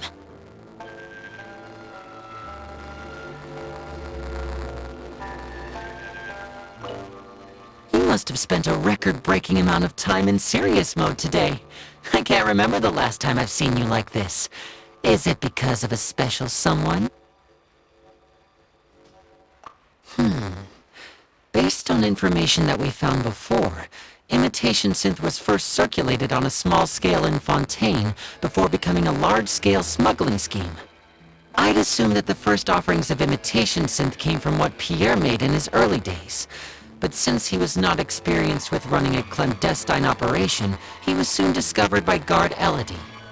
Elodie saw the opportunity to make a great profit in his work, and perhaps even the chance of making a new life for herself, so she decided to cover his tracks. She started writing to him in Bernard's name, using what evidence she had compiled and the promise of enormous profits to blackmail him to cooperating with her. Unfortunately for her, she ran into Lynette. Even though my sister doesn't like to focus too much on a regular day, serious mode Lynette is one of the most perceptive people I've ever known. Still, all of that thinking really saps her energy. I need to go give some statements on her behalf, so I'll leave the recharging to you. You must have spent a record-breaking amount of time in serious mode today. Based on information that we found before, imitation synth was first circulated on a small scale in Fontaine before becoming a large-scale smuggling scheme. I'd assume that the first offerings of imitation synth came from what Pierre made in his early days. But since he was not experienced with running a clandestine operation, he was soon discovered by guard Elodie. Elodie saw the opportunity to make a great profit in his work, and perhaps even the chance of making a new life for herself, so she decided to cover his tracks. She started writing to him in Bernard's name, using what evidence she had compiled and the promise of enormous profits to blackmail him into cooperating with her. Unfortunately for her, she ran into Lynette. Even though my sister doesn't like to focus too much on a regular day, serious mode Lynette is one of the most perceptive people I've ever known. Still, all of that thinking really saps her energy. I need to go give some statements on her behalf, so I'll leave the recharging to you.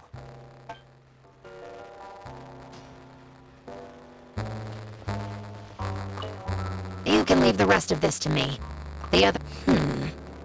The materials have many other regular uses outside of being used to make imitation synth, so they're not immediately subject to being confiscated or destroyed.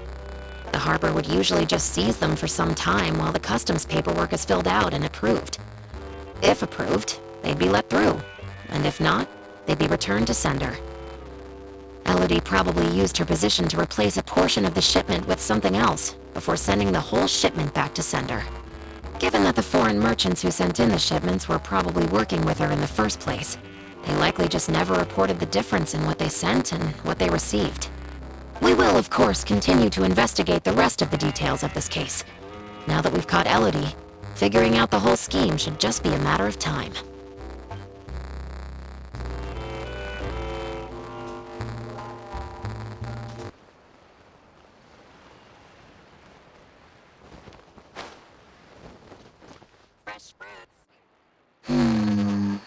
Black tea and a cute kitty. Truly the best combo for standby mode.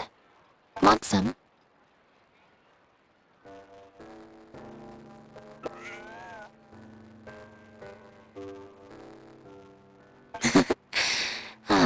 I see she's already starting to snuggle up to you.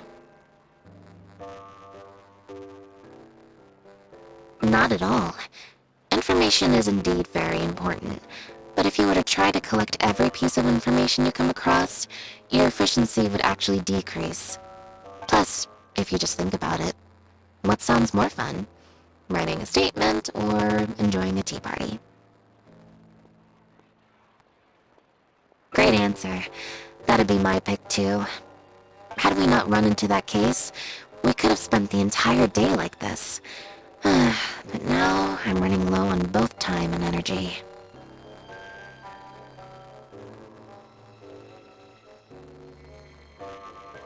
You're right. I can sense it. I'm recharging very quickly at the moment.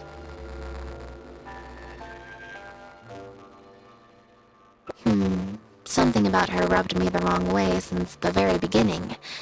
But to be more precise, it was probably around the time when I saw Bonnie try to get away from her.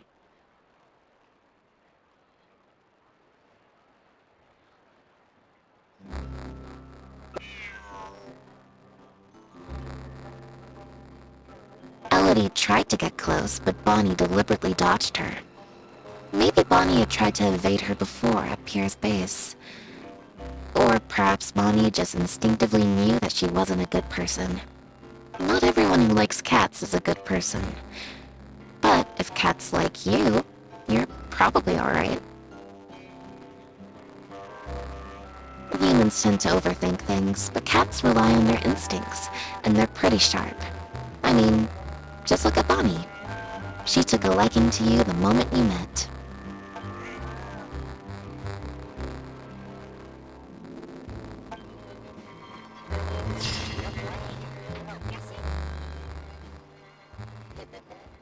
Take a guess.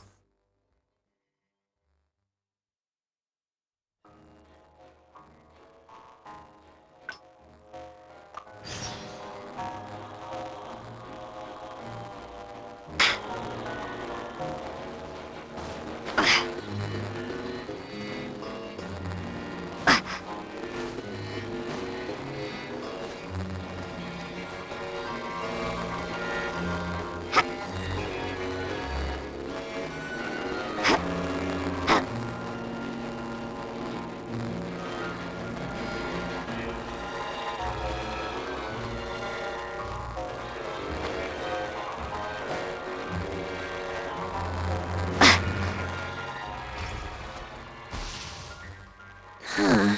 I didn't like that. Was I using it wrong?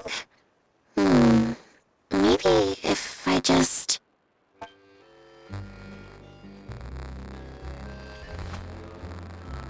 Clearly, there's some design flaws to iron out. I'll have to let Femine know. Let's see... Which card did I get?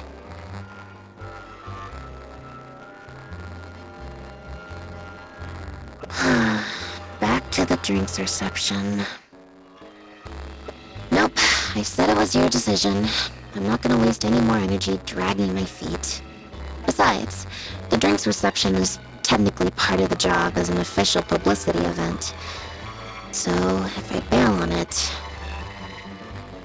I might get sued for breach of contract, and that would be a huge pain in the butt. One other thing. Do you want to come with me? If you're free, I mean.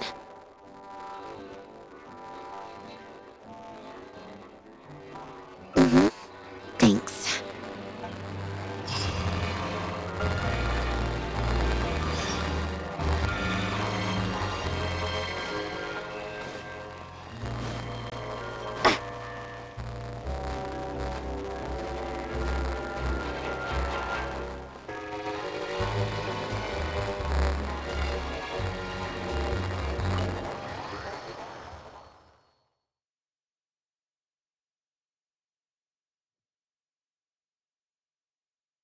There you are, Lynette. Where did you disappear to? Leone and I have been looking everywhere for you. Wait, where did you get the cat?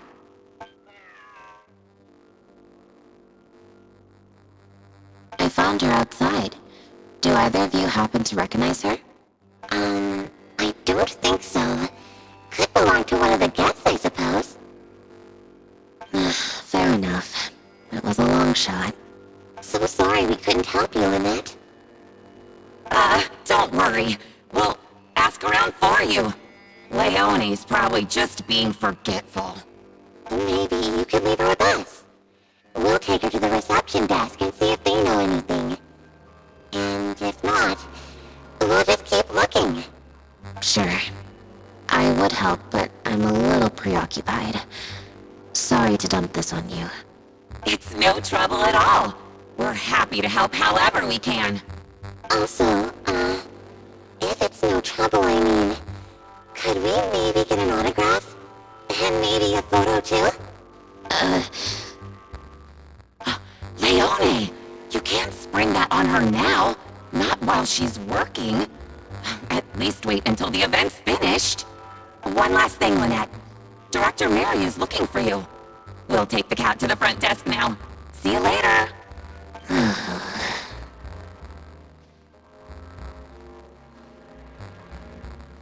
I'm not usually required at these kinds of events, so I don't even have an event mode. Alright, guess I better go see the director. Spectacular choreography, a masterpiece of mise en scène, and the performance, oh my, groundbreaking, dripping with, je ne sais quoi. My congratulations on another magnificent show, sir. Yes, I for one was particularly captivated by the clearly allegorical narrative undertones. The Lost Puppet shines a spotlight on the impact of technological advances in our modern society, particularly as they relate to changing modes of emotional expression and the challenge of mutual intelligibility. Such a pioneering work, so far ahead of its time. A tour de force of avant-garde theater. I can already see the headlines of tomorrow's newspapers. They will certainly be singing your praise, Director Mariyu. But it was a group effort, of course. To convey emotions in a silent show with no facial expressions, the entire cast had to go above and beyond. Everyone truly outdid themselves. Speaking of the cast, Jillian, another strong performance from you in Director Mariyu's latest show, as of course we've all come to expect from your numerous successful collaborations to date. That's quite an overstatement. I've only ever played supporting roles. On that point, you stated a few months ago in an interview that you were looking to secure a leading role in your next show. What led you to the decision to stay in a supporting role this time around? We had a discussion about this, and while Lynette hadn't previously performed in an acting role, we were blown away by her talent, and she was a perfect fit for this character. Quite simply, this was the role she was born to play. Exactly. I was honored to share the stage with her. Lynette worked extremely hard in all of the rehearsals, and she is an incredibly talented actress.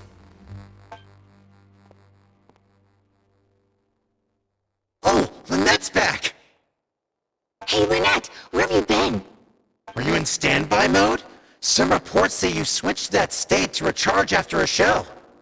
Ah, method acting, of course. Such a compelling portrayal of a mechanical puppet could only be achieved by an actor who lives and breathes their role even while offstage. Those seemingly stilted movements were in fact an inspired portrayal of the character. The ostensibly bad acting, in reality, was the product of supreme acting skill. I went outside and there was this cat there, so I played with the cat for a bit. A cat?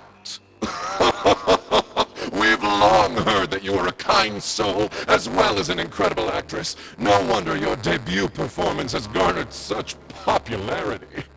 This show looks on track to break box office records for avant-garde theater. Lynette, any words for the fans? Not really, no. I believe Lynette is trying to say that the act of performance itself is the actor's true means of connecting with their fans. Oh, I see. Lynette, any comments? Right, exactly. But don't you want the fans to know how you're feeling right now after the hugely successful opening of your first ever show? That's true. I'm sure the fans would love to learn a bit more about you too. How interesting.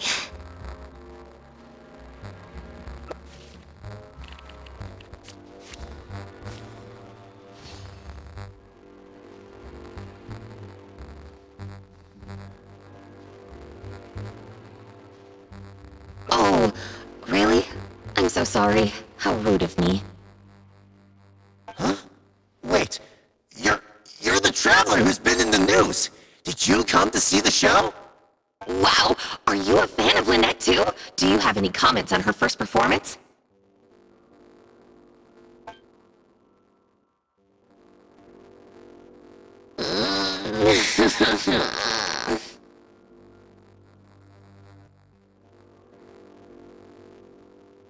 Yeah, it's just... Turns out, even with you here to share the load, I can't cope with this stuff, even in Tea Party mode.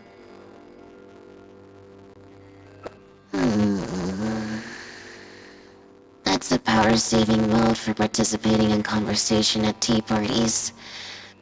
Normally, I can get through an entire conversation just with, Oh, that's true. And how interesting. But at a tea party, I'm not normally subjected to a constant stream of questions. The energy consumption of that interview just now was 3 times as much as the average tea party. I think I'd rather pray that I never have to do it again. Lynette, Director Mariyu would like you to join the group photo to commemorate the successful opening of the show. A group photo? It's just the members of the troupe, along with Maloney and Corentin. Everyone's waiting for you. Alright then. See you in a minute. 3, 2, 1, smile. My thanks to each and every one of you here for your help in making The Lost Puppet a success. The group photo is already being printed as I speak. You can collect your copy from the first floor after the drinks reception concludes. May it serve as a reminder of this fabulous performance every time you see it. Marry Get over here. Let's have another drink. There's a few things I need you to glance over for me. I thought the group photo was the final hurdle. Well, at least there's no more people hounding me with questions. I just need to find somewhere to switch to standby mode, and the time will fly by. I hope.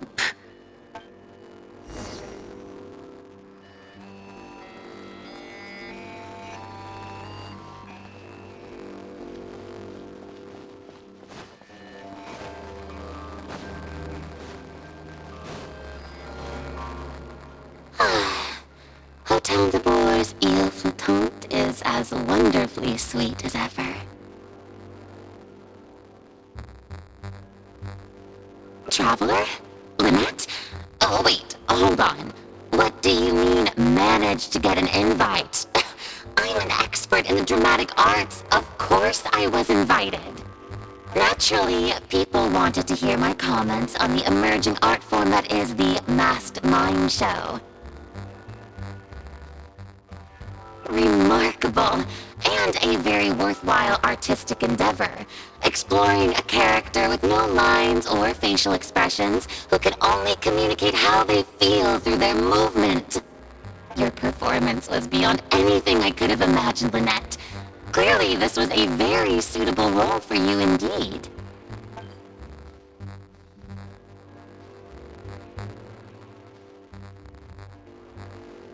Huh? Is something wrong? No, it's nothing. Please go on. Oh, basically, I think I'd give it a positive review overall, just not as gushing as the crowd downstairs. So, you thought they were pretty over the top too? In fairness, it's normal to bring along some vocal supporters for publicity when a new show opens, but still, this was something else. Then again, I'm no specialist in avant-garde theater. Maybe I'm just not well acquainted with their review criteria. Or maybe it's because I came to the show with some preconceived expectations. I did happen to see the original draft of Mariu's script a while back. What original draft? Oh, he didn't show it to you? It must have been a few months ago. He came to me to get some advice from an experienced performer's perspective, and then asked if I could write a few reviews of his new play. I had a lot on my plate at the time, so I had to turn him down. I only skimmed a few sections, but they seemed quite different from the final version. I can't say I remember the plot, but I don't know. The protagonist just seemed more complex, I guess. Especially in the last two scenes. Still a mechanical puppet on the outside, of course, but she seemed to have more emotional depth on the inside. Emotional depth? Oh, I'm just thinking aloud here. Don't take it to heart. Besides, a script and a play are two very different beasts. There are so many fine details to consider when turning a story into a stage production. More than most people could imagine. Especially with a novel art form like a masked mime show. I'm sure Mariu had his reasons for the changes he made. Change of topic. I see you've escaped the crowds to seek refuge on the second floor. Fame can be overwhelming at first, can't it? Perhaps you'd benefit from hearing about the experiences of a veteran celebrity such as myself. No thanks, I'm good. Pretty sure this will be my first and last time in this situation. Hey, at least let me finish. I have top tips on dealing with belligerent reporters, slipping away to hunt down snacks during the intermission. Tell me everything. First, take a seat, mon ami. We must partake of Hotel de Boer's fine desserts as we talk, lest they go to waste.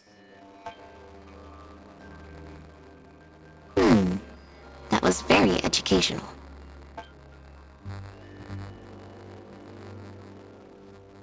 I expect most of the people downstairs have left by now. Time to grab my copy of the group photo and get home.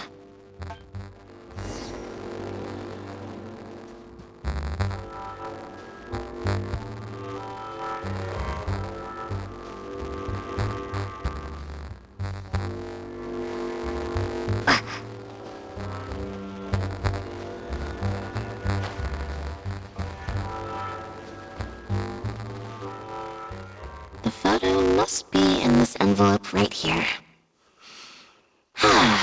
It's finally over. Thank you for sticking around for so long.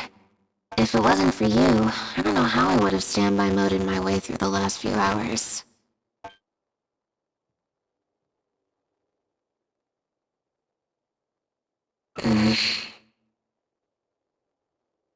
It's fine. It's just... It was such a minor thing. While I was on stage, there was a moment when I felt like someone was looking at me. It was only for an instant, and I didn't even see who it was. But somehow, I knew it was a look of contempt. I got a vague sense of it again during the reception, like someone was giving me an evil stare. But I couldn't figure out who it was. Normally, I'm used to lurking in the shadows on the stage and spying on other people. So, it was strange, feeling like I was the one being spied on this time.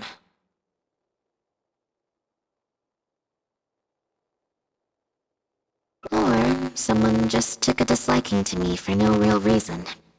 Sometimes you can like one person and dislike another for equally pointless reasons. Anyway, it was just a momentary stink eye, that's all. Nothing for you to worry about. Okay, problem solved. I'm gonna take this envelope and go home now.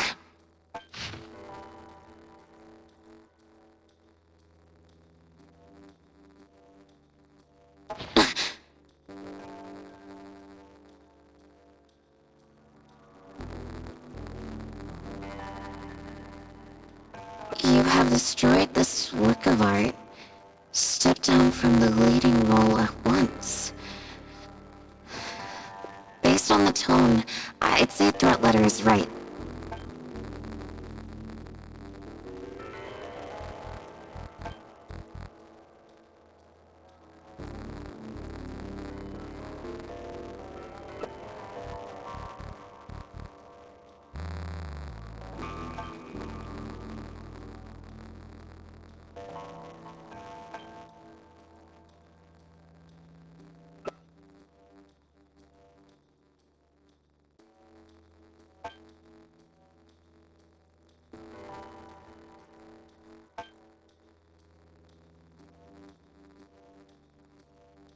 I don't think we're gonna find any more clues here. Yes, let's. Whatever destroyed means, it could have something to do with the original script that Farina mentioned. Also, I'm gonna have to ask you to stick around a while longer. I can't believe how well the whole Lynette's debut acting role thing worked out. Even the avant-garde box office is lapping it up. How could I ever have doubted you? If you hadn't stuck to your guns and kept sending those invitations, this opportunity would have passed us by. See? I told you. All the times she'd refused in the past were all the more reason to keep inviting her, because it turns into a big talking point. Can you imagine if you'd gone with Jillian? You'd have been lucky to get half the ticket sales you've ended up with. True. Well, Jillian still needs to get a few more productions under her belt.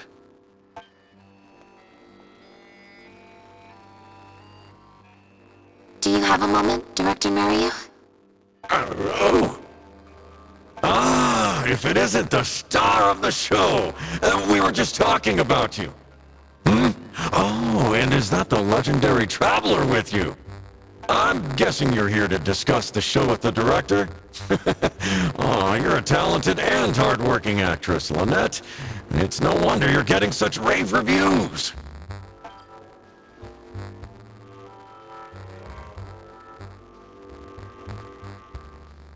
I'll leave you artists to discuss your work in peace. Mario, make sure you give your star performer and her friend your full attention. I certainly will. Lynette carries the fortunes of our entire troupe on her shoulders.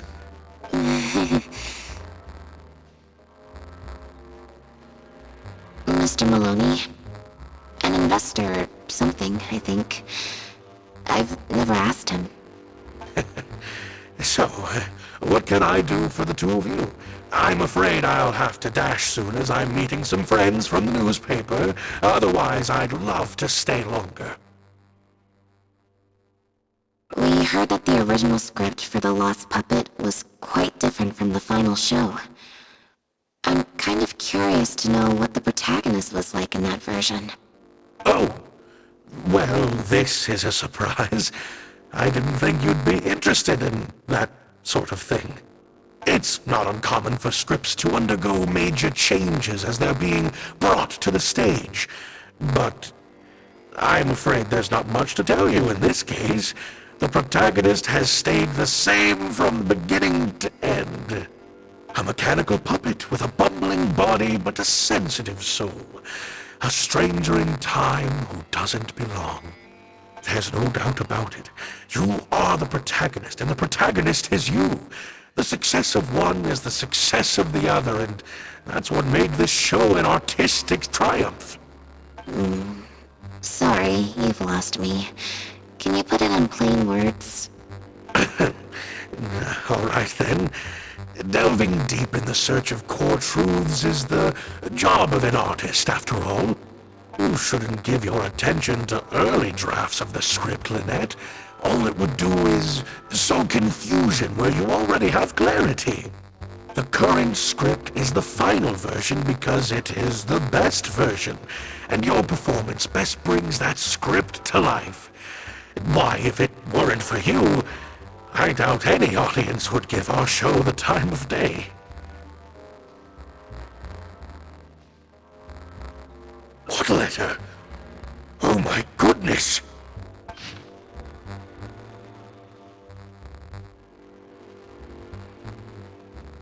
Destroyed this work of art? Really? Well, Director Mario, any idea who might have written it? No. Who on earth would write such nonsense?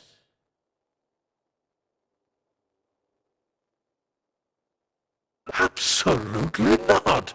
Without Lynette, this show would be over. Everyone's hard work would go to waste. No, there's no way that this is someone from the troupe. Yeah, maybe Jillian could fill in for me for a while. What? No way, out of the question. The protagonist has to be played by Lynette. Jillian can't...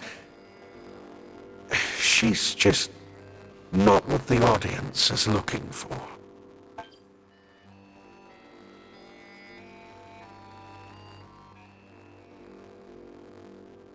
Ah, I've got it. It's a competitor. Yes, this letter must be from a competitor of ours who's trying to get under Lynette's skin. You can't lie low. That's just what they want you to do. The moment you step back from performing, they'll put their rumor mill into overdrive and drag us through the mud. They're just waiting for their chance to kick us while we're down. A competitor?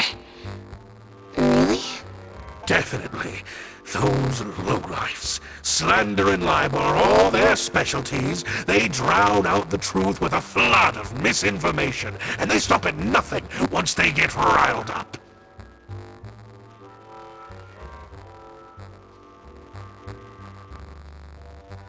Oh, there's so many of them out there. Fame always seems to attract haters, no matter what you do to try and keep everyone happy. But don't worry, I will get to the bottom of this. Stay strong, Lynette, and keep up the good work on stage. I have to go and meet my friends from the newspapers now, but rest assured, I'll be discussing countermeasures with them. So, a competitor, huh?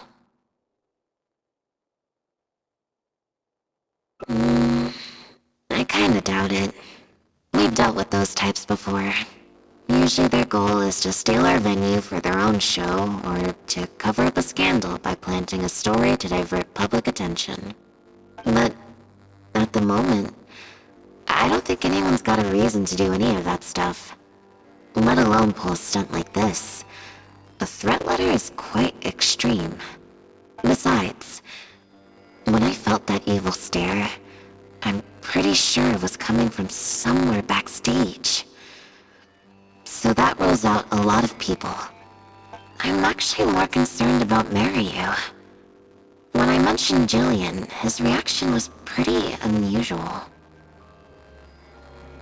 Especially since Maloney mentioned that the initial plan was to cast Jillian as the lead. Sounds like there was an original protagonist as well as an original script. I should probably go talk to her. Yep, she told me she lives in the Fleuve Sandra.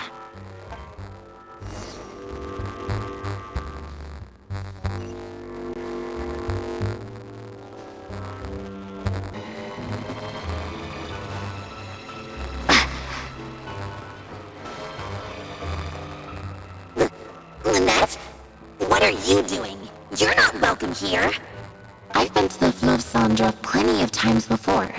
This is the first I'm hearing about me not being welcome. Things are different around here. You might be used to a crowd of bootlicking morons fawning over you wherever you go, but not down here. We know what you are. Bootlicking morons? I don't know. I've never met this kid before. Gina, stop that! Go home now! Jillian? No buts. How many times do I have to tell you that had nothing to do with Lynette? If you don't leave right now, I swear I'll never invite you to one of my shows ever again. Jillian, I... Just because Lady Farina speaks highly of you, it doesn't mean you're all that. I'm so sorry. Gina's always been a strong-willed child. That's why I never let her visit me at work. It's okay. I have younger siblings too, so I get it. She's in her rebellious phase, huh? If you let angsty kids get you riled up, they'll drain all your energy. So don't worry, I won't let it get to me. Well, this situation's a little different in this case, but still, thank you. So, what brings you to the Fleuve Sandra? We heard about it from Maloney. He said you were originally supposed to play the lead. Maloney, huh? Of course he couldn't keep his mouth shut. I'm sorry. I never mentioned it because Director Mariyu was very clear that I mustn't let any of it affect you. What's this?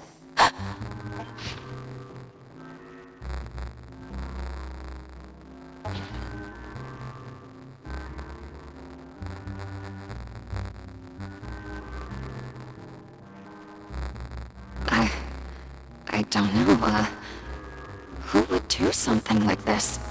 Don't be scared, Jillian. Just tell us what you know. Okay, I'll try. It's true.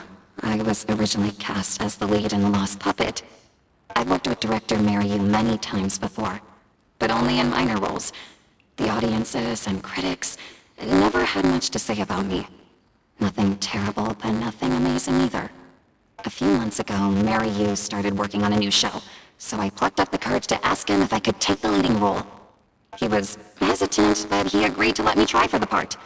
We did a few rehearsals, everything seemed to be going okay, but then... There's been a change of plan, Gillian. The leading role will now be played by Lynette. Lynette? But she always turns these things down, doesn't she?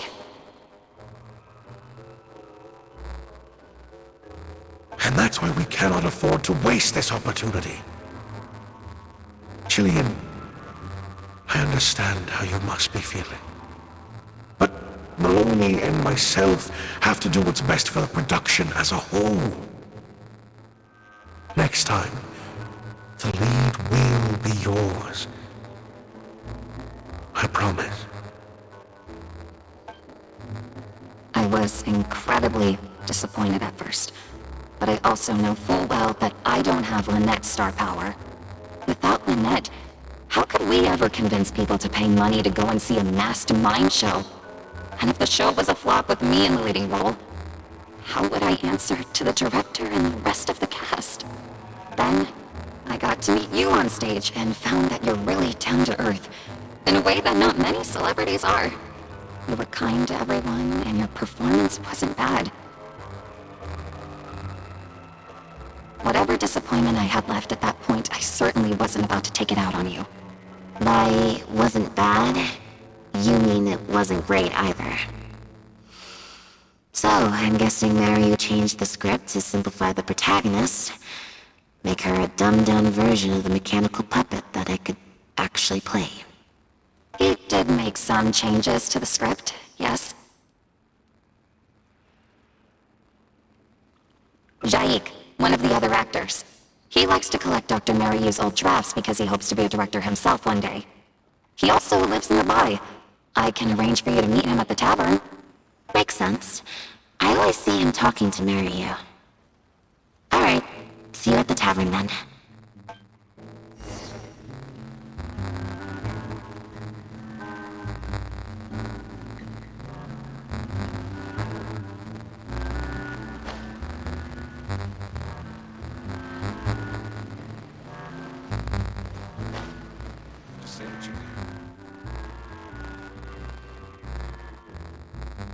Sorry to keep you waiting. Jillian brought me up to speed on the situation. I'm here to help however I can. Here, this is the script you're after.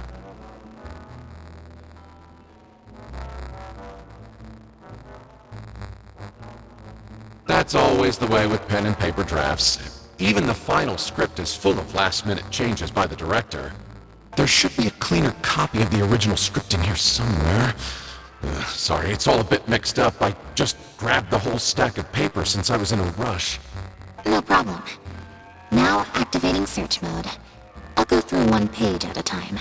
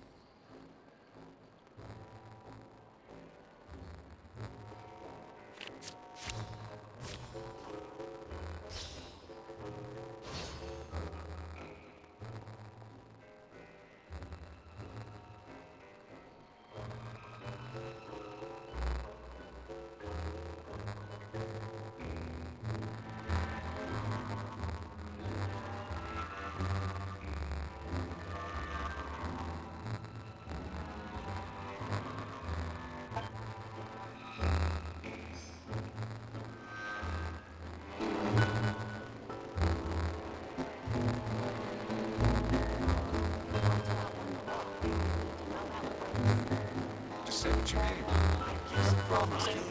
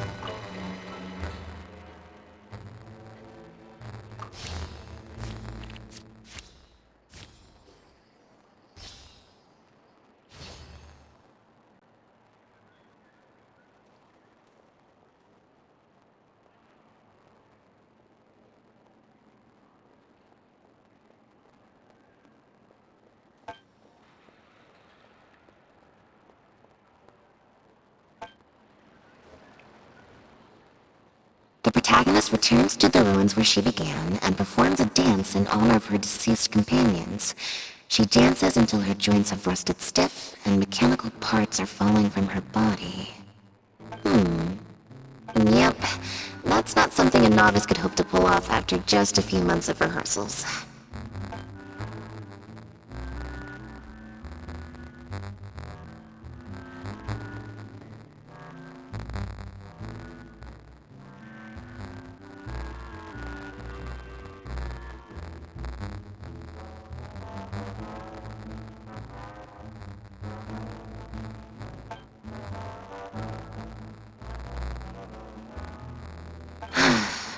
Frankly, I think that the original script is much better, and the original lead is the best fit.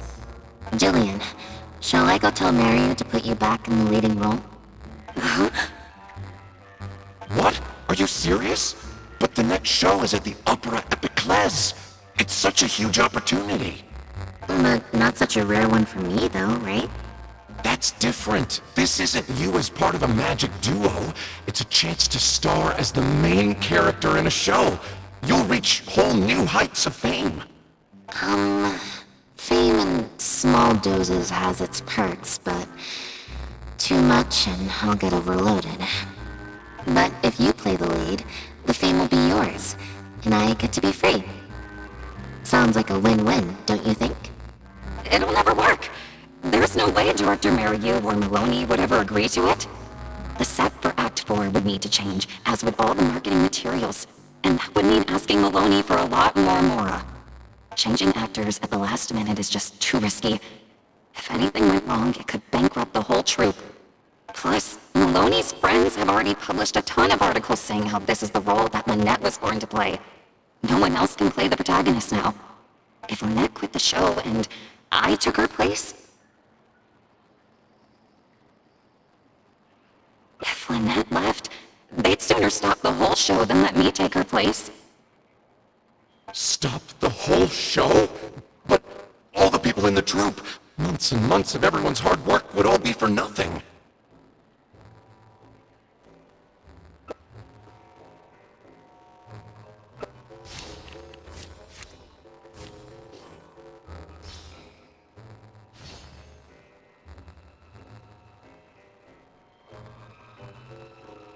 You do? What is it?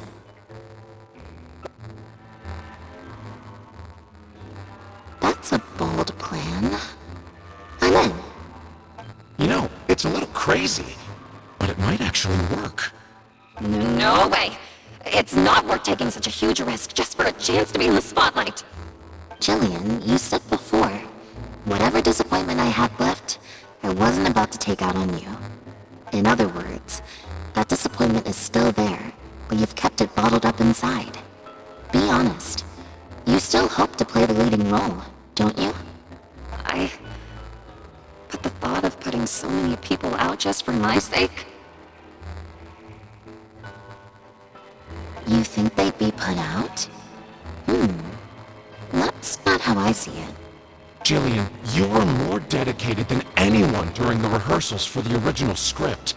We all saw how hard you worked for this role. And I think you know that unless we decide to make a stand here, The path we're on is only going to take us further and further from our dreams, all of us. So take it from me, you would not be putting us out. Not one bit.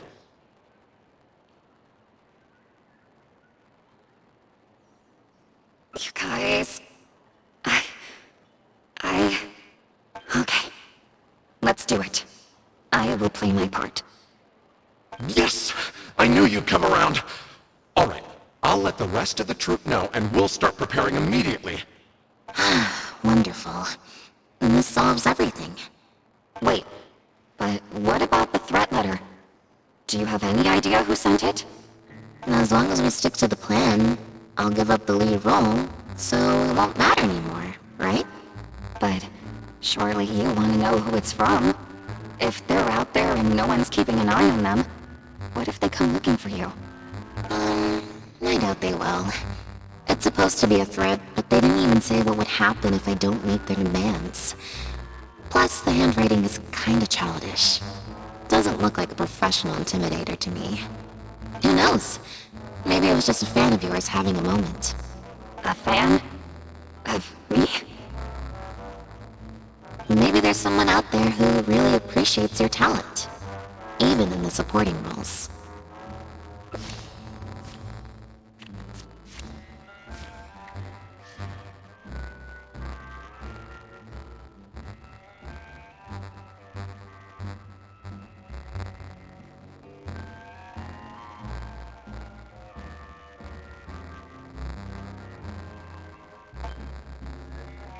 It's getting late. We should be leaving.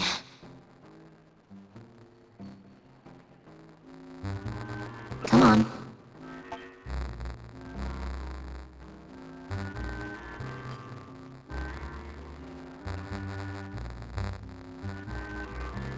I'm such an idiot. Sorry for manhandling you. You looked like you were seconds away from figuring out who sent the letter, so I had to act fast. It was Gina, Julian's sister.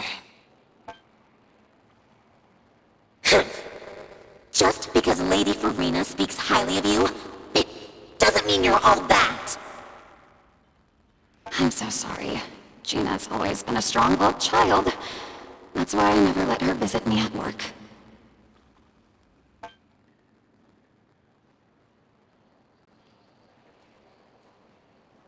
I guess she must have snuck into the drinks reception and overheard our conversation with Farina. She idolizes Julian, both as an older sister and an actress. And she watched as the dream role Julian had been waiting to play for so long got snatched away from her by some amateur who's never acted before. To make matters worse, all the critics were hailing this amateur as a perfect fit for the role, and even Fontaine's former biggest star was praising her abilities. Yeah, that pretty much sums it up. Like I said, getting angry at angsty teenagers is draining. Besides, if it was my younger brother or sister and they found out I'd been treated unfairly or had an opportunity stolen from me, they'd definitely do something far worse. I was in Julian's position once. Back when Linny and I were starting out, before we got famous, we just had to take things a day at a time.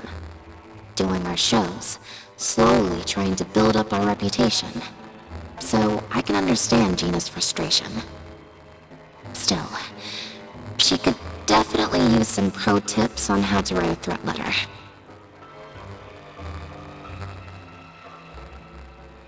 No, the way she looks at me is indignant, frustrated, but not malicious. Plus, she didn't even try to hide how she felt. Whoever was giving me that evil stare was backstage. Blending to the crowd at a drinks reception is one thing, but trying to blend in backstage, where everyone's on high alert waiting to be called on stage, would be a lot more difficult. We'll find out who it is before too long. In 2 days' time, at the next show, I think it will become very clear. On that note, guess I'll see you at the Opera House. Bye for now.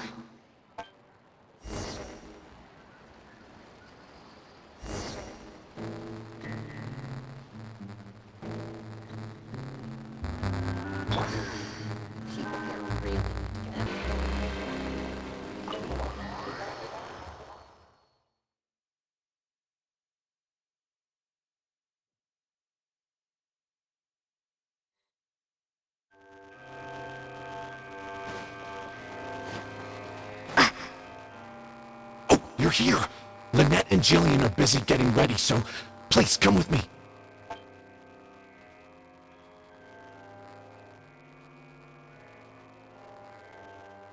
That puppet in the middle, is that Lynette? She's so pretty. It's starting. Keep your voice down.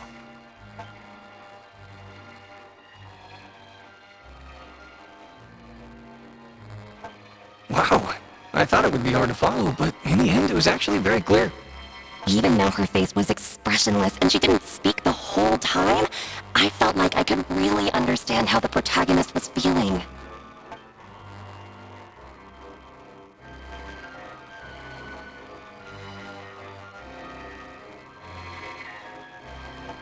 Director Mariu really is a master of his craft. And so is the actress in the lead role. I have a friend who saw the show on the opening day. They thought the critics overstated how good it was, but I gotta say, the protagonist is incredible. I can't believe it's only been a few days since the last show. Lynette's improved so much. Just wow! I'm speechless.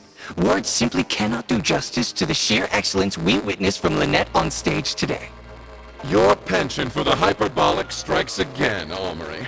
Clearly you weren't at a loss for words when you were writing your article. I saw you hand it to the journalist. Trying to get your critique into the papers the moment the show is over, are you? Well, you know how it is.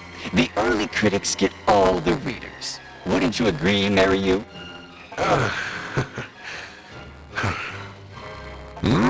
What's the matter? Cat got your tongue?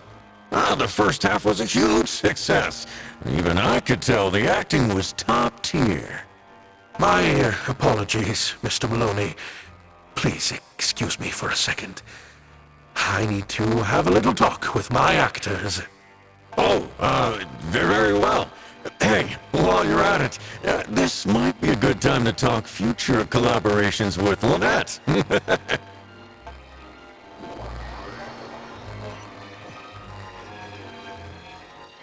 Are you guys sure this is gonna work? What if Director Mariu pushes back? We're already halfway there. We can't back out now.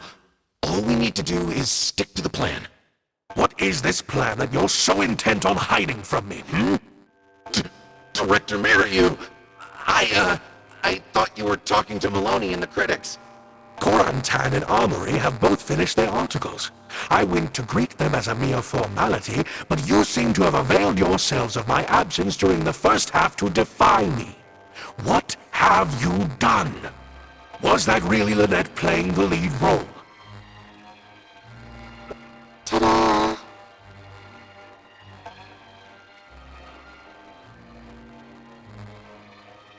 Director Mariu? I was the one playing the lead role just now. I switched costumes and masks with Jillian so that I could be the protagonist's companion and stay out of the limelight. Lynette, why on earth would you do this? You know my acting is amateur. The only reason I'm being seen as a pro, let alone a pioneer, is because you have critics supporting the show. If they'd seen me in the leading role during the first half, they wouldn't be expecting anything more. But what happens now that they've seen Jillian in the role?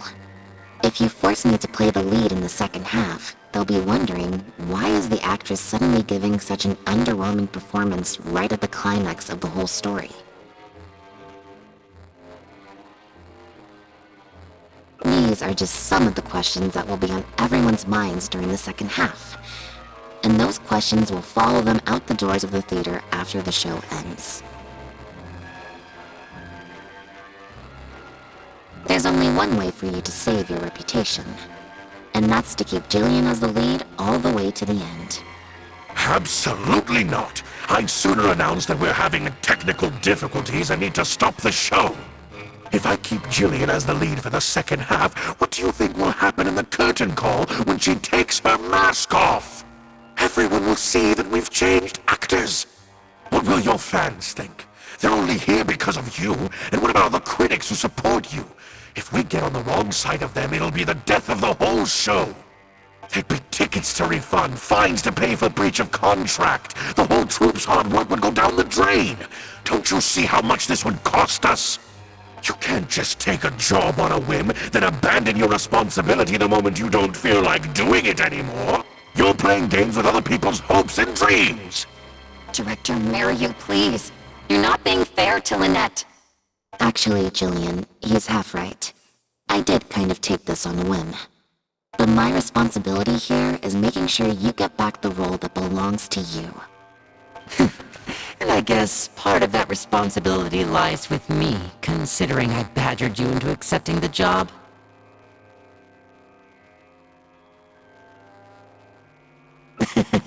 Sorry I'm a little late to the show. Work's been keeping me pretty busy lately. Lenny? What do you want? Do you think you can snap your fingers and make all my problems magically disappear? That might be a little tricky, but instead, I could make something else magically appear. What's this? A draft complaint letter, my contract, your legal fees, reimbursement for the tickets, and an advance on the penalty fee for breach of contract. Mr. Mariu, I'm stepping down from the leading role, regardless of whether you choose to cancel the rest of today's show. If you do suffer unforeseen financial losses from this, you're free to seek damages as per the contract. And if you want to file a lawsuit, there's a draft here that you can use if you need it.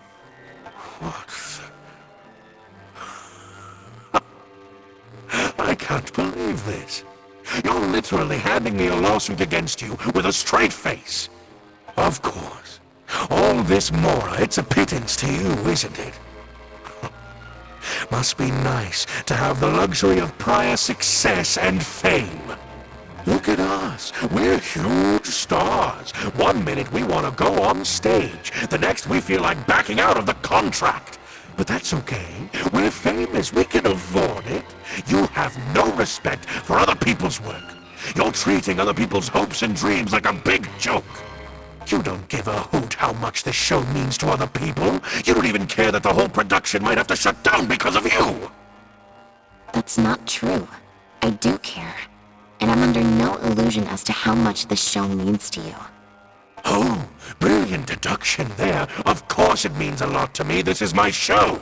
That's the only reason I asked you to be in it in the first place. Really? Then why do your eyes tell a different story? The way you look at me, it's full of contempt. Almost as if I've destroyed your work of art.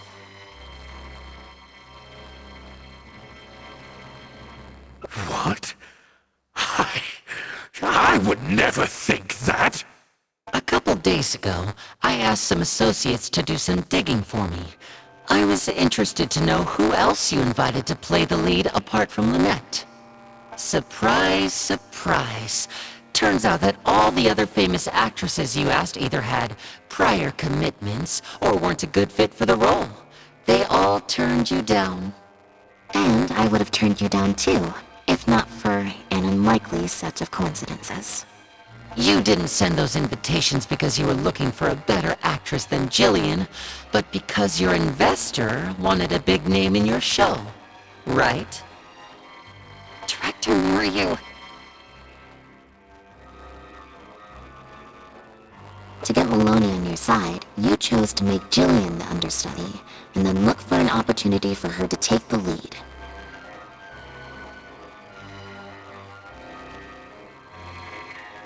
I bet you were torn at first, weren't you? Do you stick to the tried and tested formula? Choose Lynette, use her celebrity to get the critics on your side so that you and your investors can line your pockets? Or do you choose Jillian, so that you and your longtime collaborator can stage the show of your dreams, the original, unedited version of The Lost Puppet?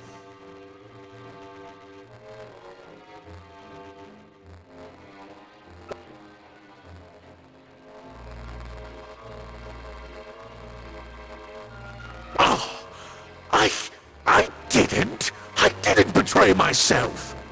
You mentioned prior success and fame earlier, but you're You're a well-known director yourself, with countless works to your name.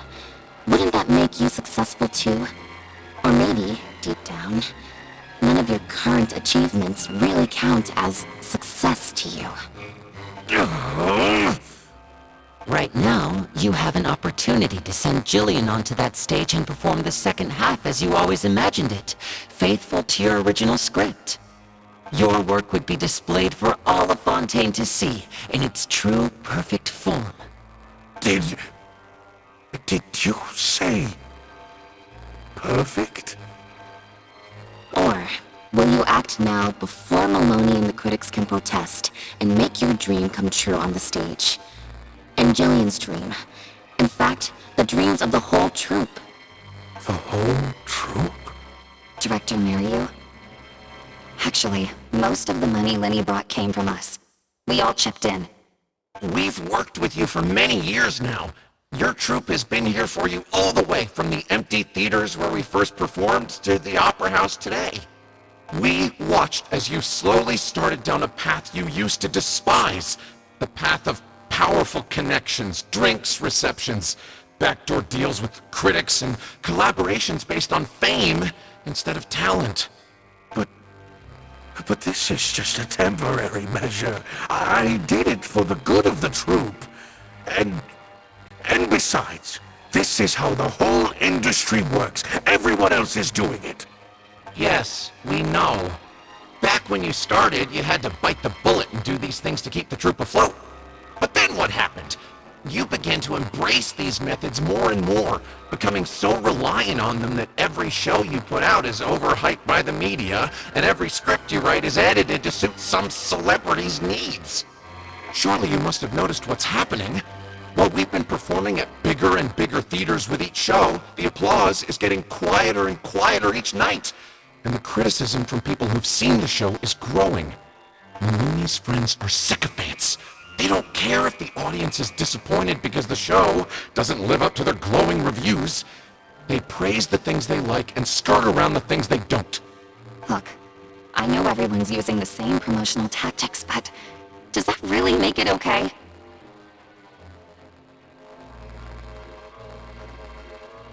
Well, it's just a stopgap solution.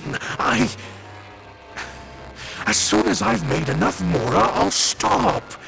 Things will be different next time. I promise. Next time, huh? Yeah. Next time, you won't use your connections. Next time, you won't pay off the critics. Next time, you'll let Jillian play the lead. Unfortunately, it doesn't work like that. If you make some money once, you'll want to do it again, then again. Slowly but surely, you turn your back on your dreams. I won't turn my back on my dreams any longer, Director Mariu. Never again. Me neither.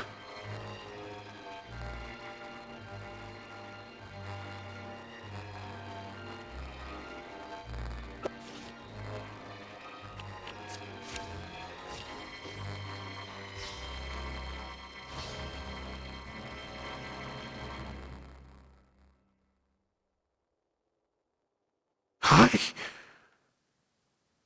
had dreams too. What?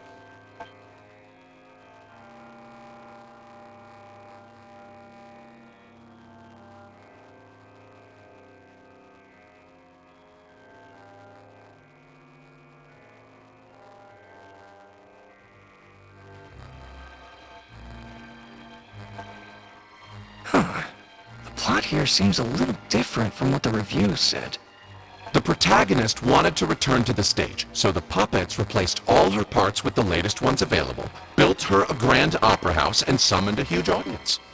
And in the end, she forgot herself amidst the applause and cheers of her fellow puppets. Hey, no spoilers! Huh? Wait, hang on, that's not even what's happening. The set has changed back to the one from the first act. Oh, Cons. Please let this work out. No need to be so nervous, Director Mariu. We only told you Lynette would be quitting the show to get you to make a decision. We wanted you to believe that this show would have to end after today, no matter what you decided.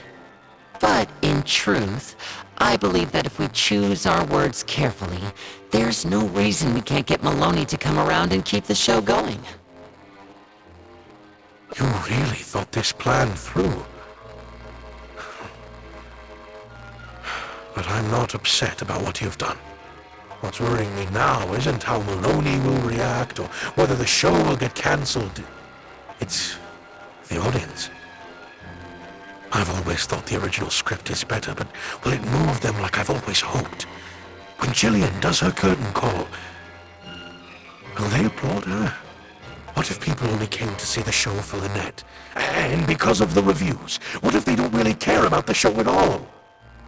It feels like I've been hiding inside my safe little castle for too long. And now I'm scared to go outside the walls and hear what people really think.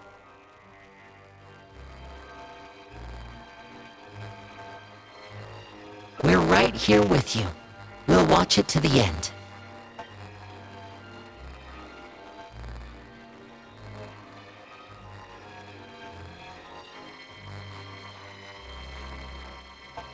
Wow. Okay, this ending is much better. I love how they brought back the set from Act 1 and gave it a whole new meaning. What a fantastic twist. Time for the curtain call. It's the moment of truth. Will the applause continue after I take off the mask? I could always leave my mask on. No one would ever know.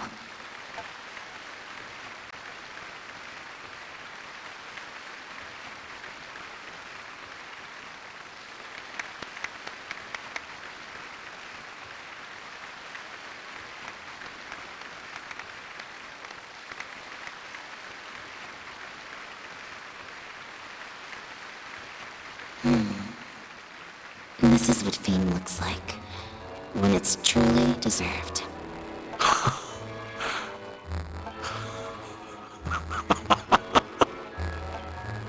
Jillian, you were amazing! Syra was tearing up when you did your final solo dance. Well, so are you. Really?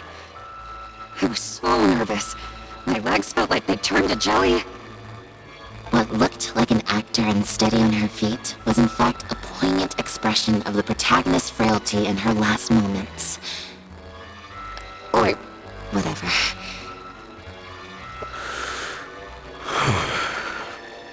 Hey, Mario! What the heck was that? Why wasn't Lynette playing the lead? Our articles are already going to press. You better have a good explanation for this. It was my... Hey now, it was all of our... Hold on. The decision was mine, and mine alone. They had nothing to do with it. If you have any concerns, gentlemen, then please direct them to me. Marry you! So it was you! Well then, I trust you'll have no objection to me pulling the plug on this production.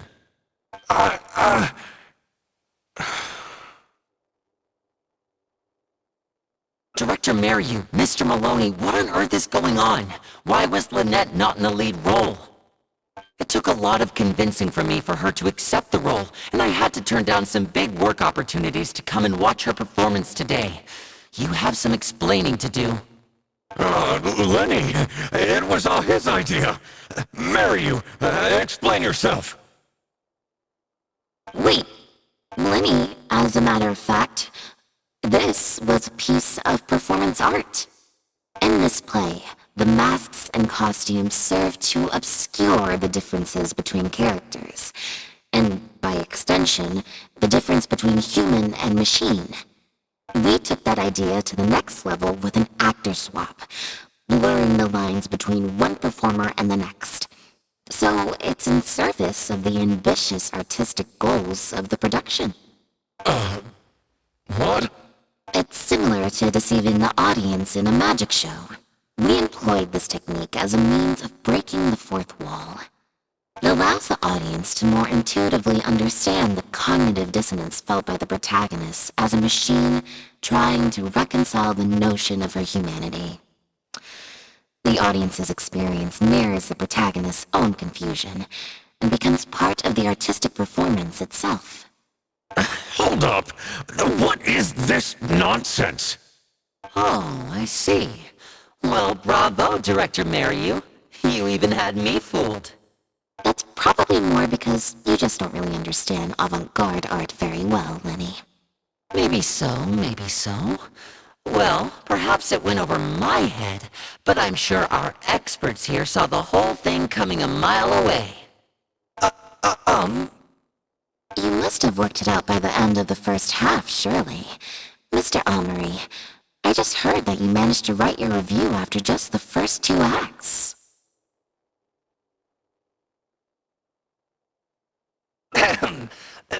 Yes, you're right. Director Mariu and I are old friends. You should have said something. Then I could have played along even better. Yes, well, to deceive the audience, you must first deceive your closest companions. I have to give credit to Lynette and her experience in performing magic. That's what inspired me to take my art to the next level. You mean your show was partly inspired by Lynette's background in magic? Well, in that case, I'll have to plug it to everyone I know. Unfortunately, I think Mr. Maloney is going to cancel the show. Cancel the show? Mr. Maloney, is this true? While I accept that deceiving the audience in the manner you did certainly has artistic merit, this is not a magic show, and we don't want our audience demanding their money back. A very valid criticism, and one that I humbly accept. If that happens, we're prepared to reimburse and apologize to any audience members who weren't satisfied with the experience.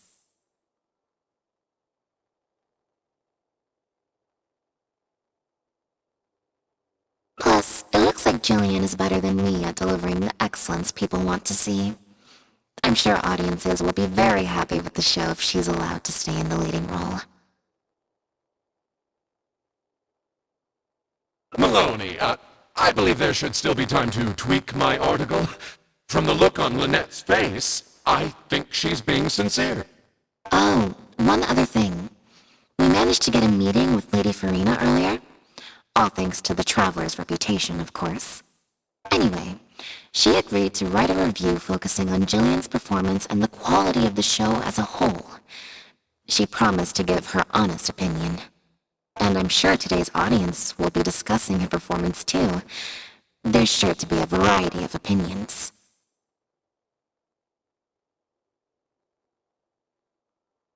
Oh, I mean, art at its finest, clearly. But I'll have to give it some thought before I decide exactly what to write. Oh, of course. Always good to put some thought into these things. Especially now, with a growing range of voices out there. I imagine competition for readers becomes more fierce when everyone's discussing the topic. Quarantan, Amory, let's go.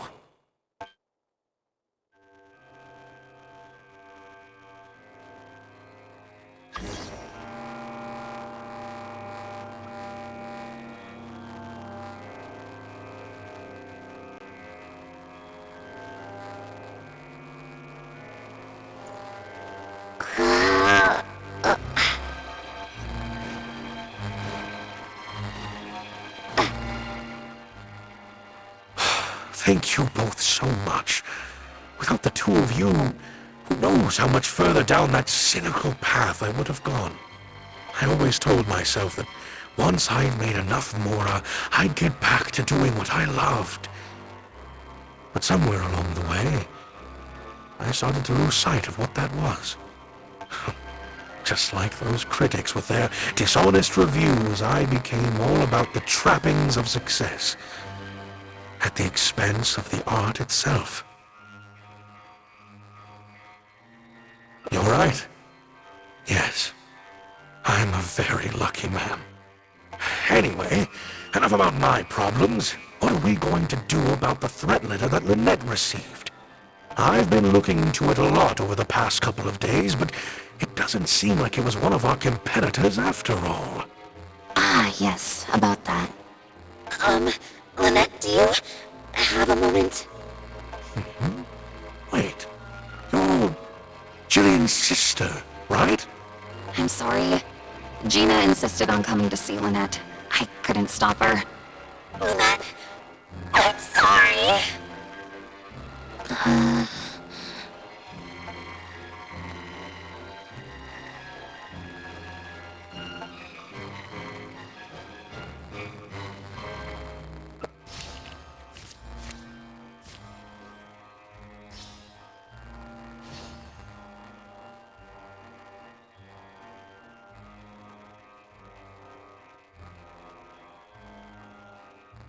Yeah, me neither.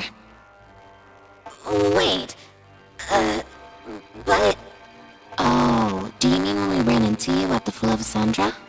And you said some mean things to me? As I recall, you were only trying to look out for your sister. It was just a few words spoken in anger. Don't worry. Whatever it was you said, I've already forgotten. I see. Well, it sounds like Gina knows what she did was wrong. Owning up to your mistakes and committing to do better in the future is what counts. I understand that feeling of wanting to stand up for your family when they're being mistreated. Really, I do. But next time, maybe consider a different tactic. Something you can pull off more effectively, and without arousing suspicion. Got it. Thank you, Lynette. Why do I feel like I'm missing something here? Hey, here you are. I was wondering where you'd all run off to. Great! Everyone's in one place. That makes this so much easier.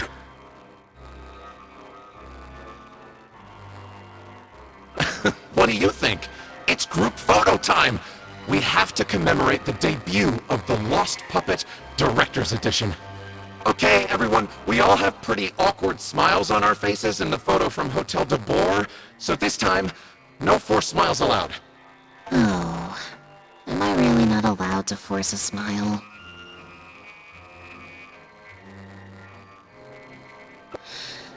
I'll try, I suppose. I think I can manage. Lynette, Traveler, come on! You two should be right in the middle.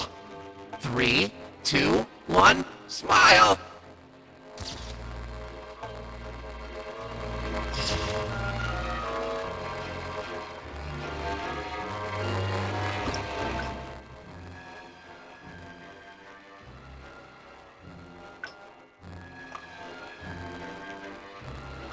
Thank you both so much. Without the two of you, who knows how much further down that cynical path I would have gone. I always told myself that once I've made enough Mora, I'd get back to doing what I loved. But somewhere along the way, I started to lose.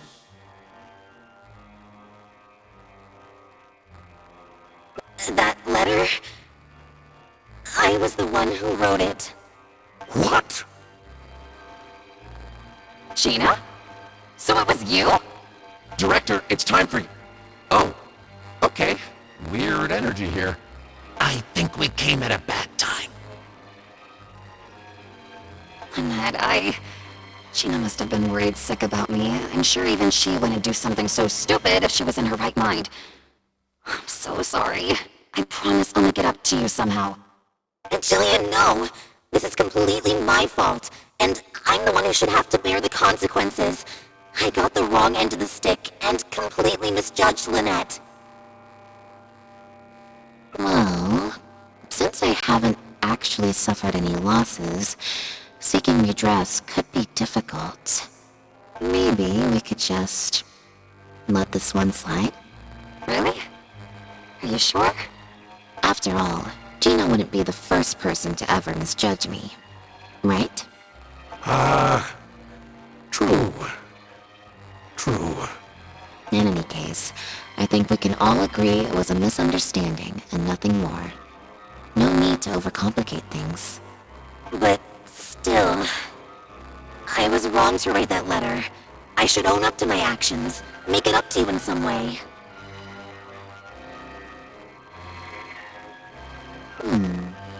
If that's what you really want, then how about helping out backstage? Huh? Backstage? The crew could always use an extra hand. Plus, it'll give your older sister a chance to keep an eye on you, and stop you getting into any more trouble. Thank you, Lynette. Really, thank you so much.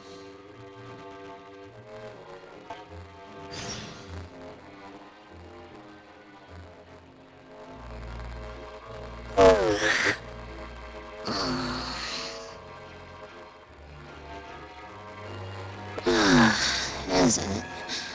I'm so much more at home here in the audience. I get to sit on a comfy seat, and I don't have to activate my energy-consuming modes all the time.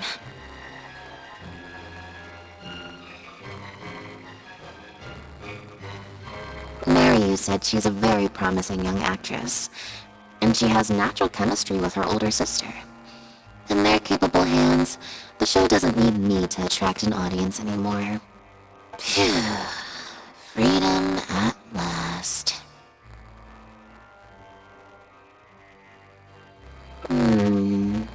Fame is more trouble than it's worth. I'd rather leave that side of things to my brother and the others. I'm happiest when I get to sit in a quiet place, watch them do their thing, and cheer them on. Yep, exactly like I'm doing now.